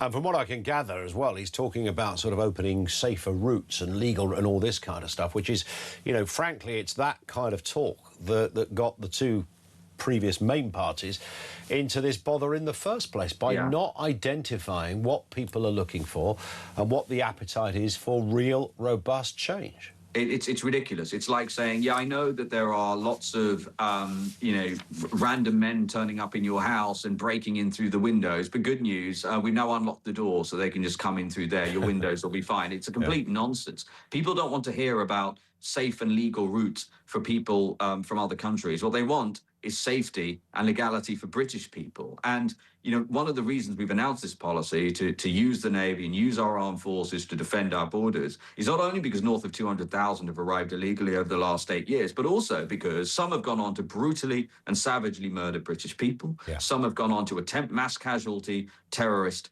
attacks. This country, we are full. Our public services are buckling and collapsing. And for him to think that what people want is, fine, stop the boats, but just let them all come in legally, again demonstrates why I actually think his support right now is probably as high as it'll be. Yep. And I think it'll start to fall as people realise he's not going to be any different to Starmer in terms of his delivery. Zia, thank you for your time this morning. Enjoy your day. Thank you. Zia Youssef, he's the Reform UK Shadow Home Secretary. Thoughts on what you heard there? 0344 499 1000. It wasn't really ruling out sort of pact status or having new voices in the party. I would sense that Rupert Lowe is not on his Christmas card list, but he understands the urgency of the situation. Your response to that as well. Our lines are open. This is Talk. Let's get a voice note firstly, though. On that Reform Pact, this comes from Tristan. Morning, Tristan. I'm actually a Reform and a Restore supporter, to be honest with you. And, it's the only option, to be honest with you. Otherwise, I think there's a very good chance we could have a scary left-wing coalition, to be honest with you, which doesn't bear thinking about. So this is the only option. So I'm pleased what Rupert has done. I don't know if Nigel's going to be happy with it, but, it is the only option, to be honest with you. It really is.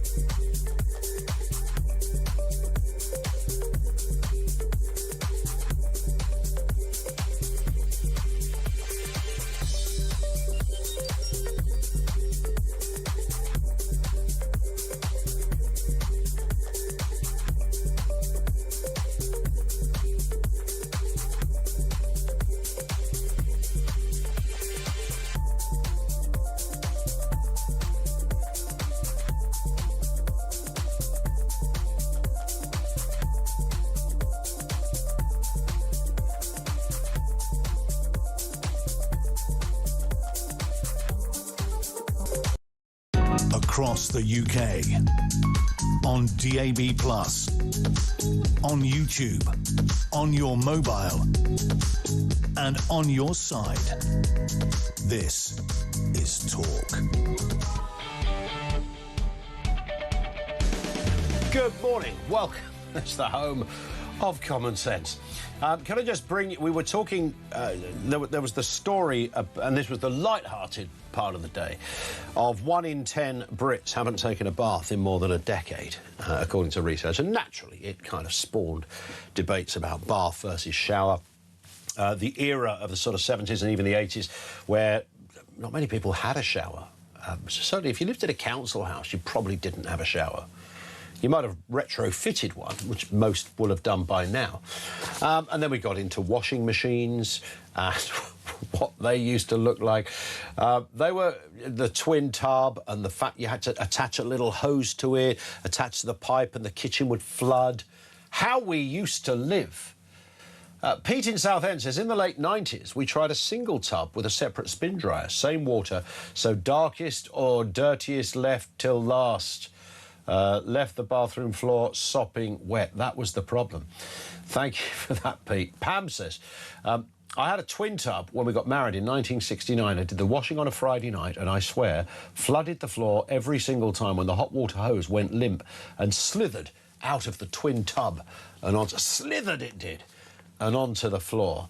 That's how we used to ride. The twin tub thing looked like an incredible piece of engineering at the time. It was just a nice little unit with 2 doors on the top. What could go wrong?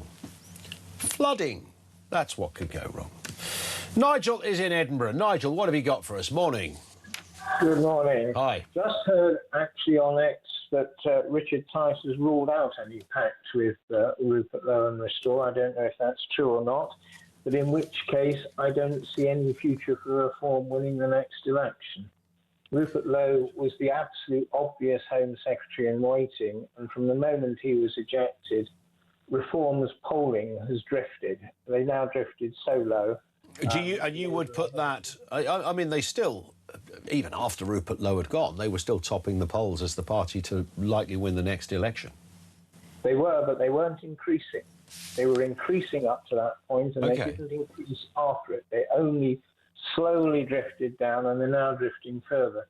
Unless they deal with that rift, and when it happened, I emailed Nigel Farage, who I was highly supportive of, and I said, you've got a or KC involved, get everyone around the table, get a YouTube live event, get everyone questioned, yourself, Zia Yusuf, Rupert Lowe, and let us, the members, and I was a member then, see who is right and who is wrong. Because we still have this, half the people ringing you up saying Rupert Lowe is a nutcase, half of the people ringing you up saying Rupert Lowe and Reform need to get back together. Yeah. Now, we don't actually know what the truth is. My own personal opinion is that the party has been on the decline ever since Nigel Farage introduced Zia Yusuf, which he effectively did, as his leader in waiting. And from that moment, it went down. And I said at the time, Zia Yusuf speaks perfectly well, but there's something about him I'm not content with. Okay. And from that moment, they seem to have been in trouble. So you would... Based on everything you just said, you would welcome some kind of arrangement between the two? I think without it, there is no future.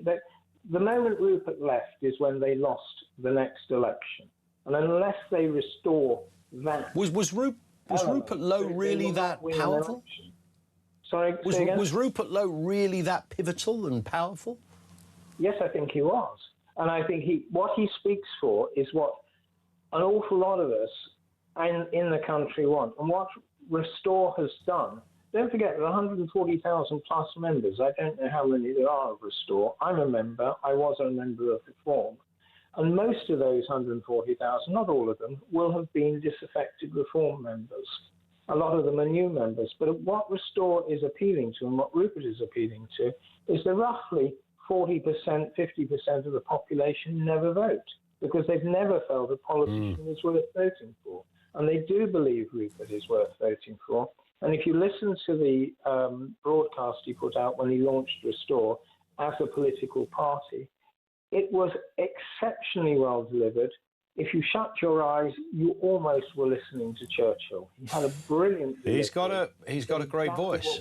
OK, I hear you. Listen, and there is an appetite for that, Nigel, in Edinburgh. Thank you very much indeed. Let's remind ourselves, by the way, so this has all happened over the weekend. Rupert Lowe has put out this, I don't know whether olive branch is the right idea, but a suggestion that the parties work together. He's put some red lines in there. There's not really, I mean, Nigel Farage has written a response on X, which sort of covers the fact that, yes, we welcome different voices. Would that ever extend to getting... I don't think you could have Zia Youssef and Rupert Lowe in the same party, if I'm brutally honest. I genuinely don't think that could happen.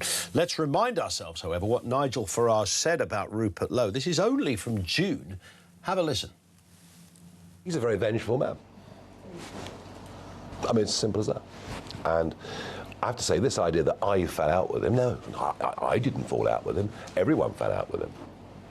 I mean, you know, Lee Anderson, you know, ex-miner, is pretty rough and tough and can take anything you throw at him. You probably throw it back knowing Lee, but even Lee said, I just can't deal with this person. You know, and we had to put up every week with the ranting, the raving, the shouting, the threats, the libel actions. There are some people, however emollient you try and be in return, that you simply can't deal with. You simply can't deal with. Andrew in Hertfordshire, what do you make of it all? Morning to you. Good morning, Ian. Nice to see you up bright and early. Yeah, a bit of a shocker. Yeah, so early bird person myself, driving to Norfolk one day, listened to Times Radio, and they had a pollster from America on there. Sorry? And he said that the reason Trump won was that people that had never voted for him. And that was the big swing. And you heard Reform, what he said was very straightforward, people that hadn't voted. And so if you want to win Reform, you must work with Rupert. And in government, there'll be people that you can't work with. Within your work environment, there are people that... Why do you have to work with Rupert, though? Well, I mean, if you fundamentally disagree with some of what he's saying or the general thrust, then why would they want to work with him? Because it would show leadership, it would show political skills, and if they don't do it, they'll lose. They cannot win from this position because the right is split. And if you look at Burnham, he's brought back Diane Abbott, Jeremy Corbyn will come back. What he's doing is he's bringing back the people that bring back votes. But would you not be better getting into bed with the Conservatives on that basis? Because they've got many more, much more support and many more MPs, actual MPs. Yeah. So what Reform bring is people that haven't voted, that don't vote, and the Conservatives do that. If they were grown-ups, they would all sit down and they'd resolve it. Well, they should do. I hear you. Listen, I've got to step in at that point, Andrew, for no other reason. We've hit the clock. This is Talk.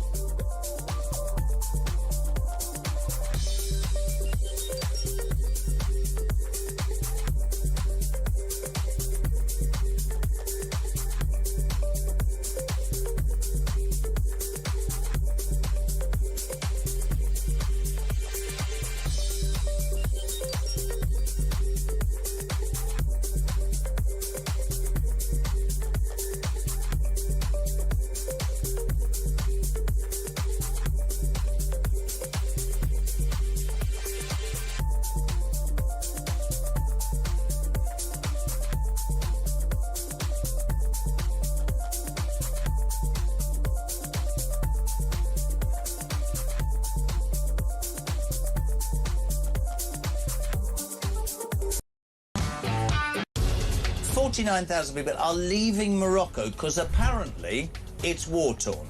But Jet2 this morning are offering 20% off a trip to Morocco for a week. Which country in Europe wipes everybody else's backside but its own people? Here. This is a huge football story, folks. UEFA has now said no European nation will participate in any FIFA competition so long as proposals to create a company to run the World Cup remain alive.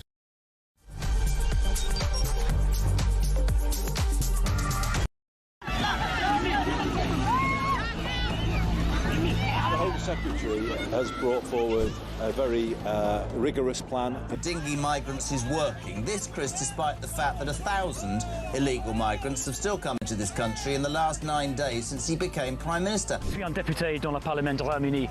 Why have you allowed the migrants into the water? Why haven't you stopped them? Our order is to let them go like that. Your order is to let them go? We just have to say to them, don't do that, it's dangerous. So your orders are not to intervene? We have to protect them. Across the UK, on DAB+, on YouTube, on your mobile, and on your side. This is Talk.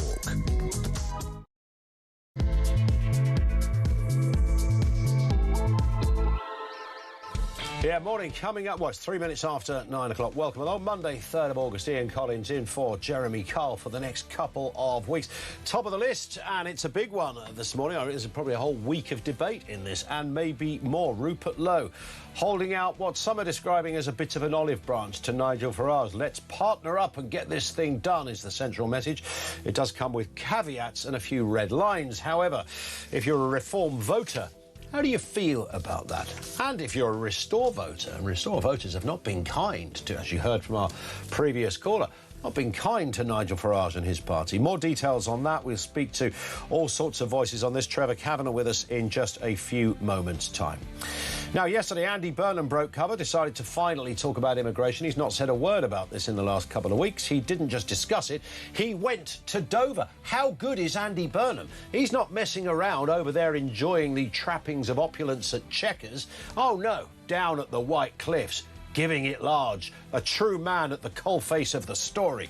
He reckons, he says, and I quote, his government will be relentless in curbing the number of people arriving in the UK in small boats. I just remind him that since he's been Prime Minister, which was about 20 minutes ago, 2,000 people. Just let that settle for a second. We see these numbers, they're so big, we see them all the time, we just kind of gloss over them. 2,000 people have come into this country uninvited, illegally, on small rubber boats from Calais. What is going on? And elsewhere, but fully connected to the ineptitude of our political masters at Westminster, more than 1,500 convicted foreign criminals are still living in taxpayer-funded asylum accommodation because they've not yet been deported. The lawyers get involved, you see. They smell chicken nugget stories and the right to a family life. Oh, yes, it's still a problem. Is there no end to this insanity? Details to come. Oh, by the way, the drought we're suffering could lead to food shortages. Are you at the moment starving? 0344 499 1000. This comes in from Trevor in Peterborough. He says, I'm 60 years old. I voted for the first time in 2016 for Brexit. I'd never voted before because all three parties talk the talk and deliver the opposite. When push comes to shove, I'll be voting Restore Britain, says Trevor in Peterborough. Dan in Epsom, on a separate point, back to bathtubs. Yes, we are talking bathtubs. There is a reason. Keep listening. All council houses had a bath only in SE21, that's South East London. But my nan had a rubber nozzle that would go over the taps and create a rubber shower. We had one of those as well. I think you had to buy it from the catalogue lady because she'd come round once a week with the K's catalogue. This was amazing, particularly at Christmas, of course, when you dive into all those toy pages at the back whilst sort of just glossing over that underwear bit. Ooh, knickers. And then you'd then you'd see what was every 14-year-old's is the nearest you got. There was no Pornhub back then, believe me. The nearest you got, is it too early? It's only 6 minutes after 9. So you got back to the catalogue, you ordered the rubber hose thing, or I think maybe Argos, or what was the one before Argos? Was it Littlewoods? Was that a shop, or one of those places? CNA? You go to one of those places and buy a rubber shower, which was essentially a hose pipe with a nozzle on the end. You might as well have bought a bloody watering can, frankly. probably got a better result. So we had one of these things. You had to stuff it on the taps. It didn't quite fit the taps, and it slid off. But it felt like you were having a shower. I feel quite sorry for us looking back on it. These were very simple days. My mate round the corner, because there was the council estate that we were on, and then there was the kind of private estate up the road. They had a shower. I mean, I couldn't believe it. The first time I went for, over to theirs for a play, going to the bathroom, and it had a flipping shower in it. I thought I was in a palace. I couldn't believe it. Got a proper working shower. Unbelievable. We had nothing like that. And then eventually when the shower did arrive, and my dad came home one day with a shower, I mean, he might as well have brought home a nuclear reactor. The reaction in the house was so big. Wow, we're about to get with it. We're about to have a shower. So it certainly wasn't normal, as Dan has just brilliantly articulated. A little bit of breaking news. The FA is to send a letter withdrawing support for Gianni Infantino's re-election as FIFA president, following a similar move by Wales. This man is toast. He's not fit to govern. He's not fit to be part of FIFA. He was pivotal to the red card moment over America. He was obviously a man who was looking to the city rather than to footballing minds to run FIFA. We don't want people like that running the game. He's got no right to be in it, and I reckon he'll walk the plank probably by the end of the week, at least. Trevor Kavanagh joins us, former political editor at The Sun. Not to talk about football, Trevor, but to talk about politics, and there's a lot of it around today. I've said this to every guest, and good morning, by the way. I've said this to every guest this morning. Normally we get to August, and you know what it's like. You either, as a journalist, you either go on holiday or you just sort of scramble around, or that story that sat in the drawer for a couple of weeks, and you think, no, all right, I'll give it some... I'll give it some exposure.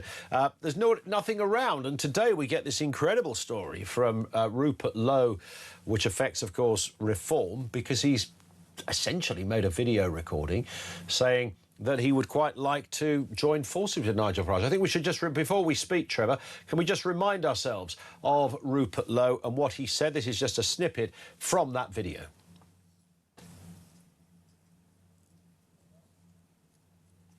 So, Nigel, my message is simple. If you are prepared to work together around serious policies, serious reform, and serious government, then so are we. Not because it's politically convenient for Restore Britain, not because it's personally easy, but millions and millions of British people deserve a patriotic government that puts our national interest before any personal differences that you and I may have. Well, it's very personal, Trevor, that any personal differences we may have, put them to one side. Let's get this thing on the road. Yes, I think you're right, Ian. The silly season, as we call it, has suddenly become serious. Yeah. And I think we're back on real politics. Rupert Lowe is not making an attempt to establish a partnership. It's a reverse takeover. And he's sniffed the weakness of Nigel Farage and reform at this particular point in time. And he's gone for the jugular. There's no way that the sort of demands he's making, although some of them the broad general public and reform voter might welcome, are going to be accepted by Nigel Farage, not least the ejection of those Tory defectors that have caused so many problems for the party. It's going to be difficult because, as you rightly say, he's put these sort of red lines down. You know, you've got to kick out Suella Braverman, Robert Jenrick, and that's kind of curious that even at this stage of holding out this supposed olive, but we can work together. But to put a red line out that you've got to sort of essentially fire, you know, at least two of your current MPs is a bit strange. Yes, I mean, they're impossible lines to cross too. But they have actually brought to the front line of British politics at the moment the issue that dominates everyone's thinking, either publicly or privately or quietly. Behind the scenes, it's mass immigration and those boats coming across the channel relentlessly, day after day after day, crammed with people we don't know and probably don't want, and who may end up being a real problem for this country, and I think already are. In terms of Nigel Farage's response, Trevor, you would have seen this, but broadly speaking, he says that he wants to deliver change. To deliver that change, I understand Reform UK will need to support the support of other people from other parties, as well as millions who've never voted before. This is the broad coalition I'm trying to build, he says. He doesn't name-check Rupert Lowe or specifically Restore Britain. What do you make of his reply? Well, I think those are the remarks of a man in a position of weakness, and I think that Nigel Farage has seen a disastrous slump in both his personal ratings and the ratings of Reform itself. I mean, they were riding so high only a year ago that we thought they would sweep everything before them. We were talking about him or his party beating Andy Burnham in Makerfield and in the mayoralty elections. And none of them have taken place, and none of the by-elections have turned out to be Reform victories that we've seen recently. So he's really on the back foot, and it's all because of this problem of dodgy supporters, the money that isn't fully explained. Very large chunks of money tied up with cryptocurrency and rather strange young men who seem to have their hands on vast amounts of cash. And so this, I think, has finally eroded the almost unassailable lead of Farage in the public mind. I've got in trouble with some listeners because I've talked about there being a Reform wobble, and I think that's me being quite polite. And in fact, I've got more people who've attacked me for understating a story by using the word wobble. Never used the word wane, as some people suggested I did, but the word wobble. But it has been a bit of a wobble, even if it's an internal one. I know the polling has been more favourable to Andy Burnham in the last couple of weeks, but there's no doubt about it. Certainly internally in Reform and sort of associated areas, they've had a good run for the last year and nearly 2 years, of course, and riding high in the polls. No doubt about it. They've hit a bit of rough road, as it were. Is it surmountable, though, Trevor? Can Reform, like all parties, they go through these periods and then they come out the other end. What is your sense of Reform going forward now? Well, I've already nailed my colours to the mast on this. When the Sunday Times revealed all the stories about Posh George, this 30-something guy who's a cryptocurrency dealer, a convicted fraudster, a man who's prepared to lose millions of pounds at the casino tables, and yet somehow in his early 30s is funding the lifestyle of Nigel Farage. Once that story broke, I said that's the end of Nigel Farage's dominance of the whole debate on the right wing of the party. And I think that what with the rise of Kemi Badenoch as a credible alternative, I think she's building a real, genuine platform on policy-based issues which the public is responding to. I think suddenly you've got an alternative to Reform, and it isn't Restore. I mean, Restore is, I think, nakedly populist, and what it's saying and doing and calling for in terms of sending these boat people back to France is incredibly appealing to those who have watched over the last few years helplessly on their television as the governments of the day, one after another, have failed dismally to stop a single one of them or to send a single one of them back. And I think that that is an issue which is right for the sort of thing that Restore is now calling for. And Zia Yusuf of the Reform is actually taken by the horns and saying he will dump them back on the beaches of France. Well, a lot of people will cheer from the sidelines on that, and it may give a bounce to that particular portion of the political spectrum. But there's a lot of work to go through before they can actually say, this is how we'll do it. In terms of, I mean, that point of immigration it's so pivotal to certainly voters on the centre-right. to get this thing sorted. The Tories, Trevor, of course, will always suffer from this hangover from the previous administration. I appreciate that lots of Conservatives, even those that join Reform, will say, well, you know, it was collective responsibility. We didn't all believe this stuff. Kemi Badenoch could make the same point. Chris Philps seemed to be doing quite a lot of good work on the channel, highlighting the problems. I get all of that, but is it just too late for the Tories on this? Whatever way you slice it, Reform will always have the upper hand on the issue of immigration. They're now talking about bringing the Navy in.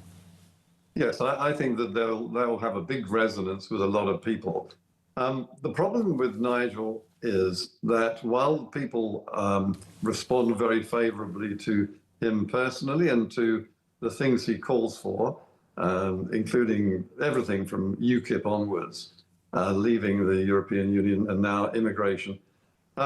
He himself has a slight question mark over him, even his most devoted supporters, and I know some of them who still keep in touch with me, share the opinion that he is a person who is a one-man party, and without him, Reform almost evaporates before your eyes. I mean, a nice man though he is, Richard Tice doesn't strike me as a national leader. Zia Youssef is just not quite the sort of person who's going to galvanise the British public. And in the space that leaves, people like Kemi Badenoch, who have got other policies apart from immigration, things like stamp duty and student fees and many, many other things to do with the economy, industry, prosperity and employment, I think is beginning to fill in the gap. And depending on when the election is, if there's a bit of time for her to develop and build that, I think she's going to be the person to look at for an anti-Burnham, anti-Labour vote. Well, we're going to watch with interest. Just a final point on this, Trevor, because this story isn't going away, of course, and feeding into perhaps the call for common sense that I think British people are asking for in all sorts of areas of life. You don't want police officers turning up at your door and knocking the place down because of something you wrote on Facebook. And similarly, we don't want people released early from jail because they're dangerous, and the police are now warning that early release will lead to patrol cuts as well. Again, we saw Kemi Badenoch really steal this one last week when she talked about, you know, even reconvening Parliament to address the early release scheme. When senior police officers speak out, for police chiefs, we should take that seriously, of course. What do you make of this? Well, I'm not sure that people do take police chiefs seriously anymore these days. Well, there is that. They make a complete hash of almost everything. And when you start by saying that they're not going to police shoplifting, they don't do anything about tracing phone snatchers or bike thieves or drug peddlers, you know, they've given up the ghost, and there's very little point in the minds of many voters to the police at all. They want to see, you know, it leads to this story about the petrol station thieves who have taken thousands of, hundreds of thousands of gallons of petrol and not paid for it. This is the broken Britain that we have to put up with, and it is not just Labour who inherited this from the Tories. It is the Tories and the Liberal Democrats who have let us all down. And that's the big mountain that Kemi Badenoch has to climb. It was Boris Johnson who gave the approval to a million new migrants. He's blaming the civil service. And it's true that this is the enemy within. This is the battle that any government of the future is going to have to fight. It is the entrenched left-wing, assertive, we know best public sector, which ranges right through our schools, our universities, our public service, and indeed through the BBC. And until a government comes in which begins to tackle all of that political correctness, we haven't got a prayer. And on that point, Trevor, great to have you on as ever. Thank you, Trevor Kavanagh. He is, of course, columnist, former political editor at The Sun. Thank you to him. Paul in Belfast says if Lowe was serious, he would have done this in private. It's a pure stunt. The red lines, Kelly says he didn't actually say he's got to sack Robert Jenrick and Suella Braverman. He didn't need to actually say it. That is the implication of it. You can't say to a party, yes, you can... let's join forces, but any former Tory cabinet minister will never be will never be a cabinet minister in my... That's as good as firing. That's a request. You think Suella Braverman and Robert Jenrick are there to sit on the back benches for the rest of their lives? No, both of them have their eyes on big jobs in a future reform government. Big jobs. So to appease and placate the specifics of what Rupert Lowe said, that would involve firing, as good as, telling those people, right, you can be in the party, but you will never be in the cabinet.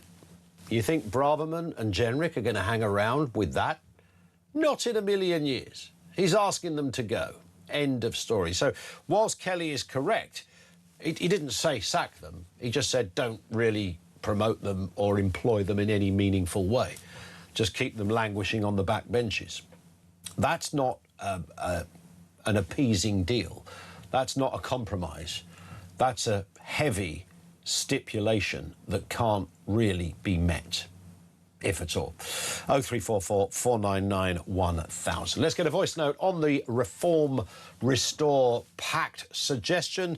This comes from Ian. Morning, Ian.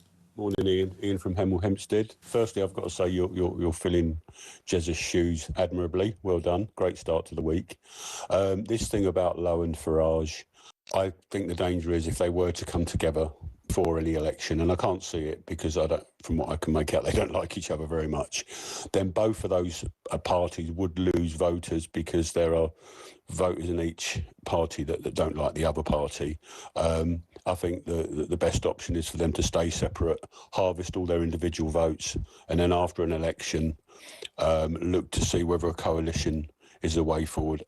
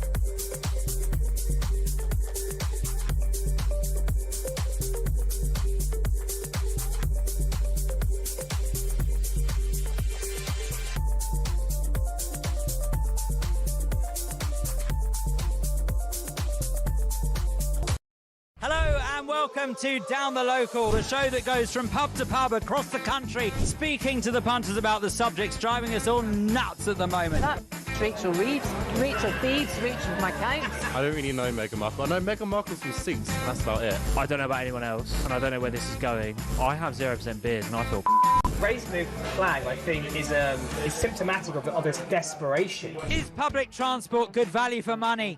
No, it isn't. You really don't like speaking to people. Across the UK, on DAB+, on YouTube, on your mobile, and on your side. This is Talk.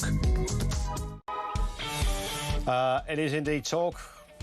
One here says, Trevor Kavanagh, how many people no longer buy the Sun newspaper or come to that any newspaper? We don't pay any attention to your opinions, we just ignore you. Please, no more with this crap first thing in the morning. OK. Well, there is such a thing as people who are quite informed about the... I mean, I don't know how we would legislate for that, because you'd have to say, right, people who work in and around Westminster journalistically, who talk to the central players, who know the story, who can see how one area interlinks with another area, their journalists are no longer needed, but Bob in Arbroath with his Twitter feed is where we get our news. Or you can talk. You can listen to Trevor. You don't have to agree with Trevor, by the way. You don't have to agree with anybody who works in journalism. But the idea that we would somehow dismiss all parties that are qualified in that specific area would be interesting. I would add, if it's helpful to TYY on X, that read a cross-section of people. You know, sort of the left wings and the right wings and somewhere in between. If you want to kind of strengthen and broaden your spectrum of information, then do it that way. But I wouldn't dismiss people who have a qualified voice and an experience of the system, the peaks, the troughs, the bear traps, the central players, the behind-the-scenes character, and how all this stuff works. I mean, I think, look, you may say I'm bound to say that because I'm a journalist in the media myself. It would just be bonkers, wouldn't it? Would just ignore everyone and go to Twitter. Let's get to Isabel Oakeshott, Talks International editor, somebody I would never, ever ignore. Otherwise, I'd get a stern message from her. Isabel, morning to you. Well, I hope whoever it was that thought that someone like Trevor Kavanagh isn't worth listening to, yes. Just reflects on the points that you've made, which is, you know, there are those of us that have been around the politicians that we're talking about for many, many years. I mean, Trevor has been around for decades. I've done 2 decades myself. And in a sense, there's no substitute for actually knowing the personalities and how they work, which is why I think I definitely am qualified to talk to you this morning about the story that's obviously dominating the show, which is this Rupert Lowe so-called offer, olive branch type thing. You know, because I do know the personalities involved and how all of this stuff works, or I'm afraid in this case won't work. Indeed. And just a final point on the previous message. Of course, you don't have to agree with somebody. What people usually mean when they say ignore that person is they just usually mean I just disagree with them.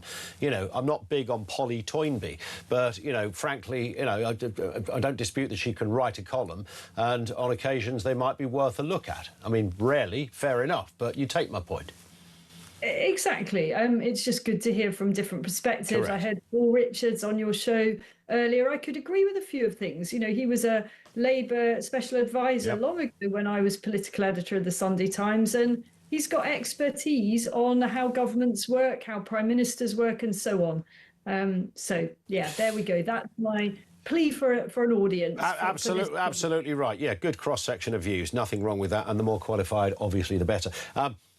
So this pact, is pact olive branch? Is it a pact? Well, I couldn't quite work out fully what Rupert Lowe's point was to start with. It sounded really simple when you sort of dive in a little bit. There's some nuances and some complexities in there as well. Your thoughts?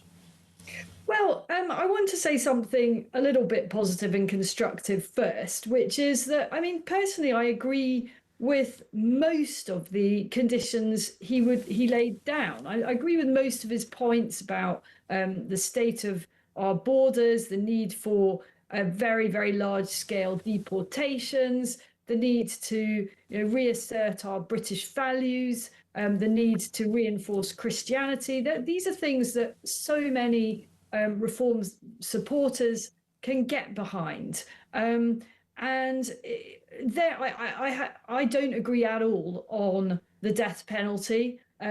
I don't really like the idea of a referendum on that, but I don't think that in itself would be a deal breaker. The issue here, I'm afraid, is once again one of personalities. Rupert, I admire the fact that he's built this party from nothing. It's a really, really difficult thing to do. And why I think we are where we are with this offer, and I think it's a phony one, by the way, and we can come to why it's obvious to me it's a phony one, is because he is not actually, despite what it might look like, he's not actually talking from a position of strength right now. He's done really well, and I don't mean that in a patronising way, genuinely has done incredibly well to build a party from nothing to where it's polling quite significantly. And you know, that is a challenge for reform, without a doubt. But I think we are where we are because he is now bumping up against something I warned about right from the start, which is it's incredibly difficult to turn something from being a kind of agent provocateur from being a party that ruffles feathers to something that is a full-scale national political force. And whilst it looks like Restore is that, and it might numerically be that when pollsters ask whether people support Restore, the difficulty that Rupert will be finding is actually getting candidates to stand and to run in local elections. He's got a year in which to find thousands of candidates.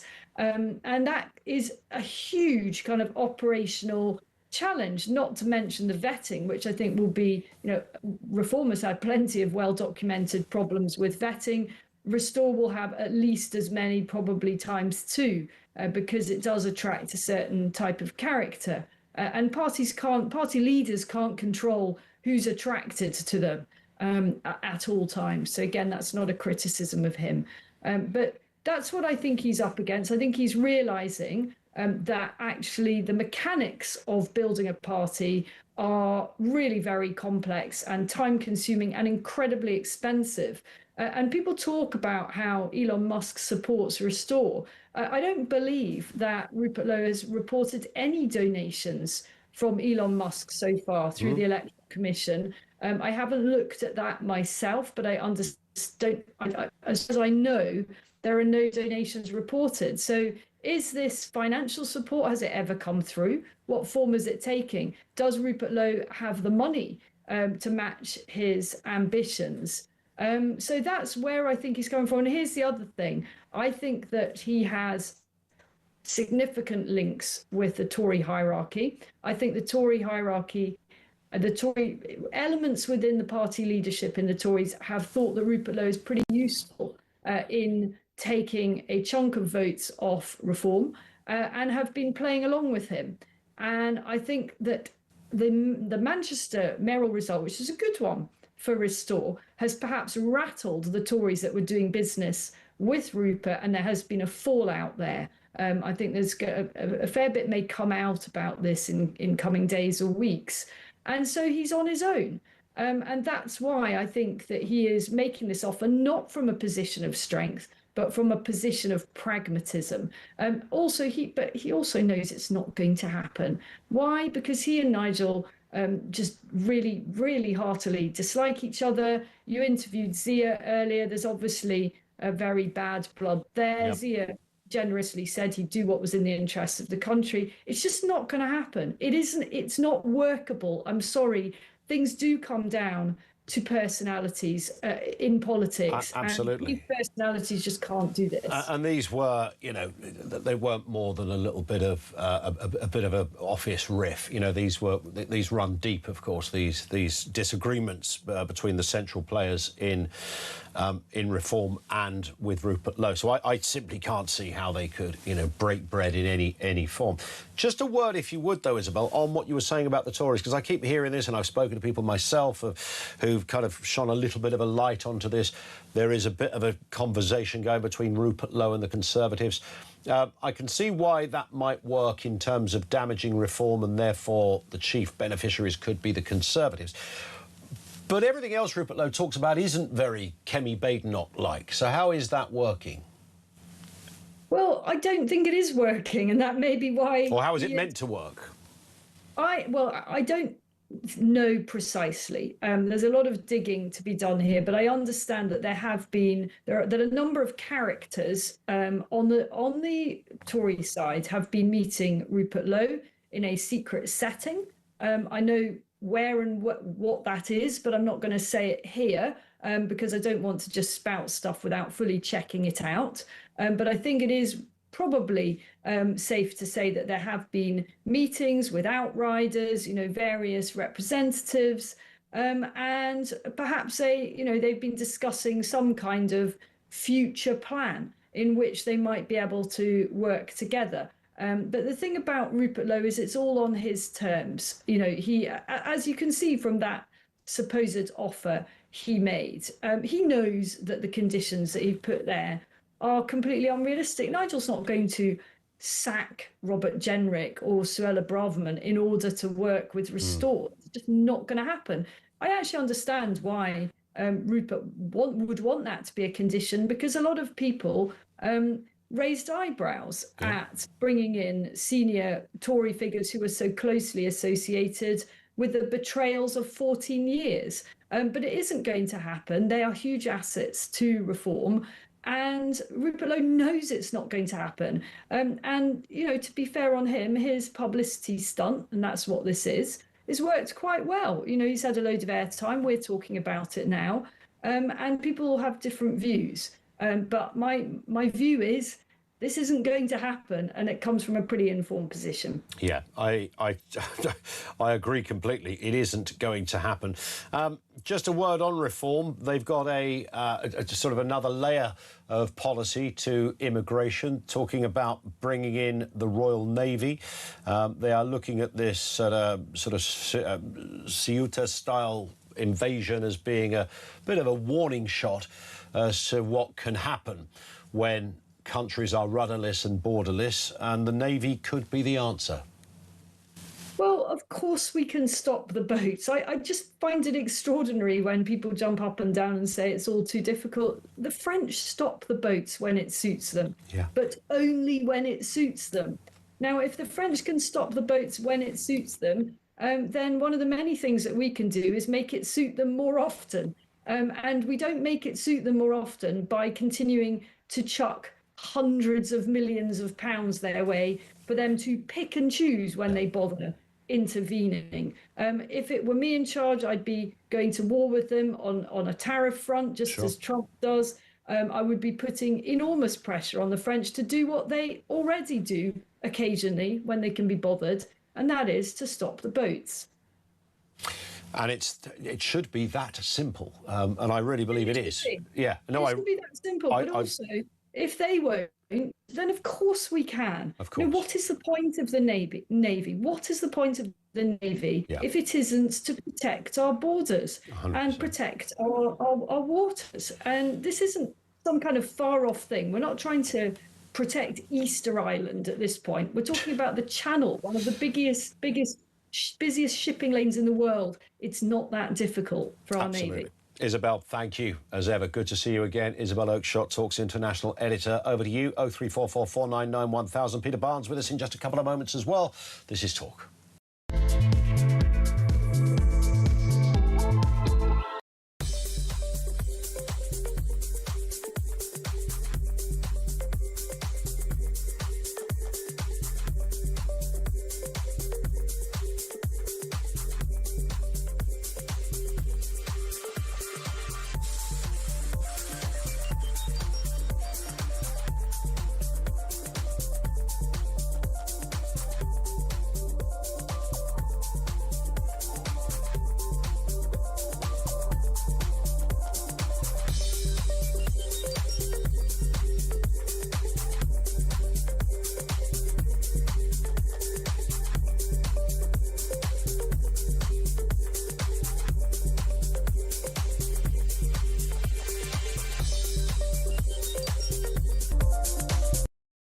Across the UK, on DAB+, on YouTube, on your mobile, and on your side. This is Talk. Welcome back. It is the home of common sense. This is Talk. Ian Collins in for Jezza for the next couple of weeks. I'm just sticking my headphones in. I had a little bit of a moment there. This comes from George in Corby. He says, morning, if Rupert Lowe is sincere about doing what is best for the country, then he should dissolve the Restore Party. I mean, that would be the natural thing, wouldn't it, if it was about doing something now, unless he's talking about assistance post-general election. I do wonder whether, I think Isabel is probably on the money on this stuff, that this is not going to go anywhere. It's a bit stunty. It will keep Rupert Lowe and Restore in the headlines. They are making some inroads. Don't underestimate that. They could be a pain in the backside of not just Reform, but to a smaller degree to Tories as well. It all sort of feeds into it, but I don't sense this is going anywhere. Peter Barnes, political strategist, is also with us. Morning to you, Peter. Good morning, Ian. How are you doing? I'm all right. Here's a story then we didn't see coming this time last week, but over the weekend, Rupert Lowe released his video. It's worth having another listen to this before we speak. Here he is, accompanied by a piano, curiously, not quite sure why, in a very opulent setting. One would assume it's one of his many homes. Rupert Lowe and his message to Nigel Farage. So, Nigel, my message is simple. If you are prepared to work together around serious policies, serious reform, and serious government, then so are we. Not because it's politically convenient for Restore Britain, not because it's personally easy, but millions and millions of British people deserve a patriotic government that puts our national interest before any personal differences that you and I may have. So there it is. We just wish the camera had zoomed out a little bit so we could see the pianist and maybe Claudia Winkleman crying next to him or something. I don't know, whatever was going on there. Maybe they were doing everybody in a cloak. Indeed, yes, in a cloak. That would be quite telling, wouldn't it? So what are you making of this then? I mean, it's kind of, to some people, mixed messages we're getting here. Some people going, this is not a story, really, 'cause it's not going to happen. But it kind of is a story because it throws up the kind of position of the right, and I would even include the Conservatives in this. Oh, yeah, this is definitely a story. Now, I agree that I don't think it's going to go anywhere. I think we're looking at the price tag for Reform UK, and it's definitely more Harrods than Primark, put it that way, in terms of what they'd have to kind of accept. This is a full-scale acceptance of some of the harder policies of Restore Britain that a lot of people in the public do actually support. I was listening to Isabel then. I do think she's right on many of these issues. I think the public are willing to at least have the conversation. My problem with the things like the death penalty referendum is you would end up having the death penalty referendum as your general election policy. And considering the fact that that is a 50 to 45% in favour, that's a 5% gap. That's too tight of an issue to be wandering around in a general election that's going to be this close. The one thing I will say is, isn't it funny how we've gone from Rupert Lowe and Little Rupert to Rupert Lowe now dictating the terms of the right of the political spectrum? Yes. Because that's what he's doing now. I mean, that is a phenomenal rise in power and stance, and it shows that Restore Britain isn't going anywhere. And the one thing I will say, I thought Isabel was actually a little bit wrong in what she said. Restore don't need to find thousands of candidates. They need 50 or 100 at the next general election. They stand in Tory reform marginals. That is a deal. That's a spoiler. They don't need to win power to have power. That's the big thing we have to understand. In the next general election, we're looking at what's going to be probably a coalition style, no matter who wins. So if you get 1 or 2 seats at the table, you're in it. But also, if you keep people away from the table, you also have that power. So I do think, actually, if Restore just find 50 candidates, flood them full of all the resources that they've got and actually make an effort on it, that could take away a majority from Reform very easily. So again, that is the threat. That's the position of strength Rupert Lowe is actually coming from. It's not that they're going to win, it's that they can stop other people winning. Yeah. What do you make of this, and Isabel touched on it, this kind of, well, let's call it a conversation that is apparently happening between Rupert Lowe and the Conservatives. Now, I've heard this for about the last year or so, that there is something going on there. There's a lot of that makes no sense whatsoever to me. But then there's a little bit of me that could see why, well, maybe it could, if Rupert Lowe can hurt Nigel Farage and Reform, he will do whatever it takes. What's your assessment of that? What at the moment is really a bit of a rumour? Yeah, well, I think there's a bit more than a rumour. I will admit that I've heard the same things probably Isabel has, and, it's not right to say without proof. But I think the way to think about it is think of the Houthis and the Iranian regime. That, in other words, that they are...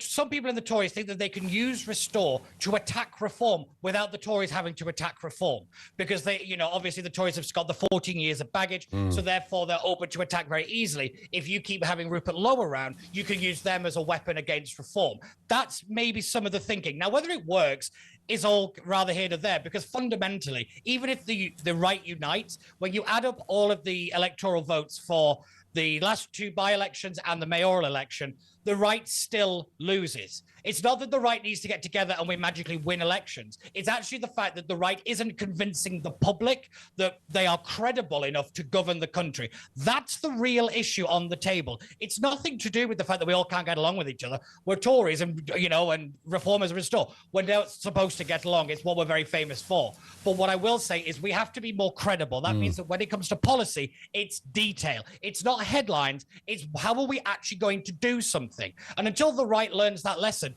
you can have all the agreements you like, but they're never getting back into power. So you don't imagine it's going to be something like, I don't know, 6 months before the next general election, if we have that sort of notice, that Rupert Lowe suddenly comes out and says, look, I've looked at everything, I've given it a good go, I feel very passionately about this, that and the other, but frankly, the only party my supporters should vote for now is the Conservatives? I don't see that. If I'm being honest, I don't see any kind of formal agreements like that before the election. You might get some kind of backroom dealing. In other words, don't stand this candidate here and we'll not put that much resources there. You might get those kind of non-aggression pacts, but I don't see any kind of formal policy agreements or anything of the sort realistically happening before the election, particularly when we don't even know if there's going to be one. So, again, a lot of it is kind of circumspect, but again, we are talking about the fact that Rupert Lowe is dictating the terms to Nigel Farage and Reform, who are on the down. Let's be real. The fact that Reform aren't driving the agenda anymore is very significant, not just on the right, but in British politics in general. Andy Burnham has rather boxed Nigel Farage in, and then he's got all his own problems going on, and as are other people in Reform, because I watched Richard Tice this morning, and I thought he was going to serve me some maple syrup. There was that much waffle coming out of his mouth. So they don't seem to have many kind of coherent strands to pull on now, which is why I think you've got this Operation Fortress announcement at about 11 o'clock. Well, it's going to be interesting, isn't it, what happens at 11 o'clock? But going forward on this one, are we still in a territory where, at the moment, according to the polls, Andy Burnham would win a general election? But if you put the Conservatives and Reform together in some form, now it probably wouldn't happen before an election, then they could form a government. Where would if you were going down to the bookmakers right now on this one, Peter, where would your money be? I would go Tory Reform coalition, but the Conservatives being the largest party at the moment, purely because Reform are in free fall. I think this, the Christopher Harborne issue, and not to mention other issues surrounding finance, has absolutely crippled the credibility and the electability of Reform UK. I think that is being wildly underestimated by a lot of people. I mean, when 72% of people think that Farage is sleazy and 69% think the party itself is also sleazy, they have a bigger problem than a lot of people are willing to admit. They're still beating the Conservatives, and they're still almost on the heels of Labour. So even though they've taken a slight dip, it's not much. Yeah, it might not be much, but if we look at where they were about 14 months ago, they were at 34% with a working majority. They were miles ahead. Now, in less than a year, we're talking about everybody being in touching distance. That is not the definition of a party in forward motion. On that point, Peter Barnes, thank you as ever. We'll speak soon, Pete. That's Peter Barnes, political strategist, with us on the programme. Thank you to him. Over to you, 0344 499 1000. Lots more to get through, loads more comment. Julia Hartley-Brewer on the way too. We'll chat to her before the news to find out what is going on in her programme. Coming up, or in fact, it's almost bang on 10 to 10. This is Talk.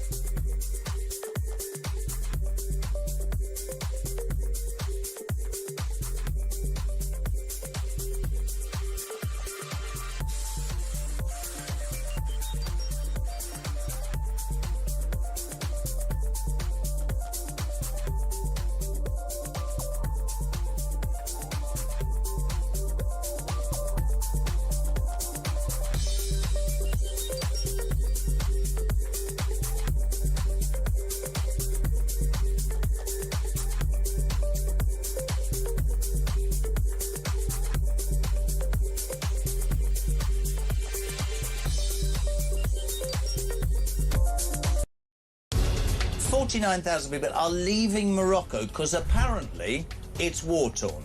But Jet2 this morning are offering 20% off a trip to Morocco for a week. Which country in Europe wipes everybody else's backside but its own people? Here. This is a huge football story, folks. UEFA has now said no European nation will participate in any FIFA competition so long as proposals to create a company to run the World Cup remain alive. Across the UK, on DAB+, on YouTube, on your mobile, and on your side. This is Talk. This is indeed Talk. Morning, 0344 499 1000. Andy from Cheddar says, what is more important, Zia's relationship with Rupert or saving our great country? When the politicians can finally figure out what the people are far more important than the party, then perhaps we can get with the job, actually saving this once great place and making it great again. The difficulty is, and I don't mean this in any kind of, like, you know, I've got some secret in on this, but you really cannot. I mean, I promise you, you can. It is interesting when somebody earlier on Twitter said, oh, we don't listen to people like Trevor Kavanagh and the likes of that, Isabel, whoever, journalists, people, what their opinions count. Well, you know, these are mostly informed people. I can tell you that you know, I've spent many years at the Press Gallery in Westminster, haven't done it for many years, but doing this job, you do get to know some of the central players. You get to know them very well indeed. You get to know them to the point you can go for a drink or a meal with some of them. And I say that purely to inform this next point, which is that the chasm between of Jip, hassle and history between Reform and Rupert Lowe is so big, it is so big, it would be extraordinary if you could build that bridge. It would be extraordinary. Now, being extraordinary doesn't mean it's not possible. I'm not suggesting that anything is possible. But it would be extraordinary if you could somehow put those relationships back together. And the idea that you could just go, but it's for the country, and you could sit down and have Rupert Lowe and Zia Youssef sitting next to each other, carving out policy into the small hours, ain't going to happen. That bit ain't going to happen. So something would have to give to make this happen, and that would be substantial in itself. Let's go to Lorraine in East London. Lorraine, what have you got for us? Good afternoon. Oh, hello, good afternoon. Hi. Morning, rather. Good morning, yeah. The thing is, to unite the right is the only way forward. I'm speaking for myself. I live in East London, Tower Hamlet. I've lived here all my life. When you say the right, are you talking about Restore and Reform or the Conservatives as well? No, I'm talking about all the parties. Like Restore, Reform, even a little bit the Conservatives. We have to unite. United we stand, divided we fall. And this is our only last chance hotel to get our foot in the door. Okay. And everybody I know, and I know a lot of people, I've lived here all my life, and most of my friends grew up with, whatever, they're all saying the same thing.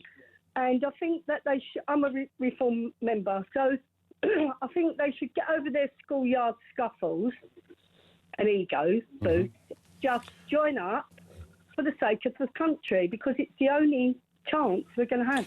Well, I think some can join up.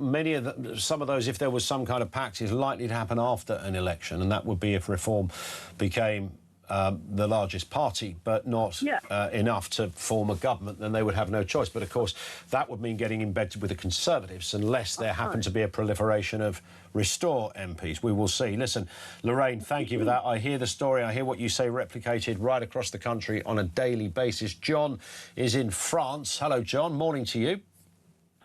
Good morning, Ian. How are you, sir? Yeah, I'm good as gold at this end. What's going on? What have you got for us? Your football team are going downhill. We haven't started yet.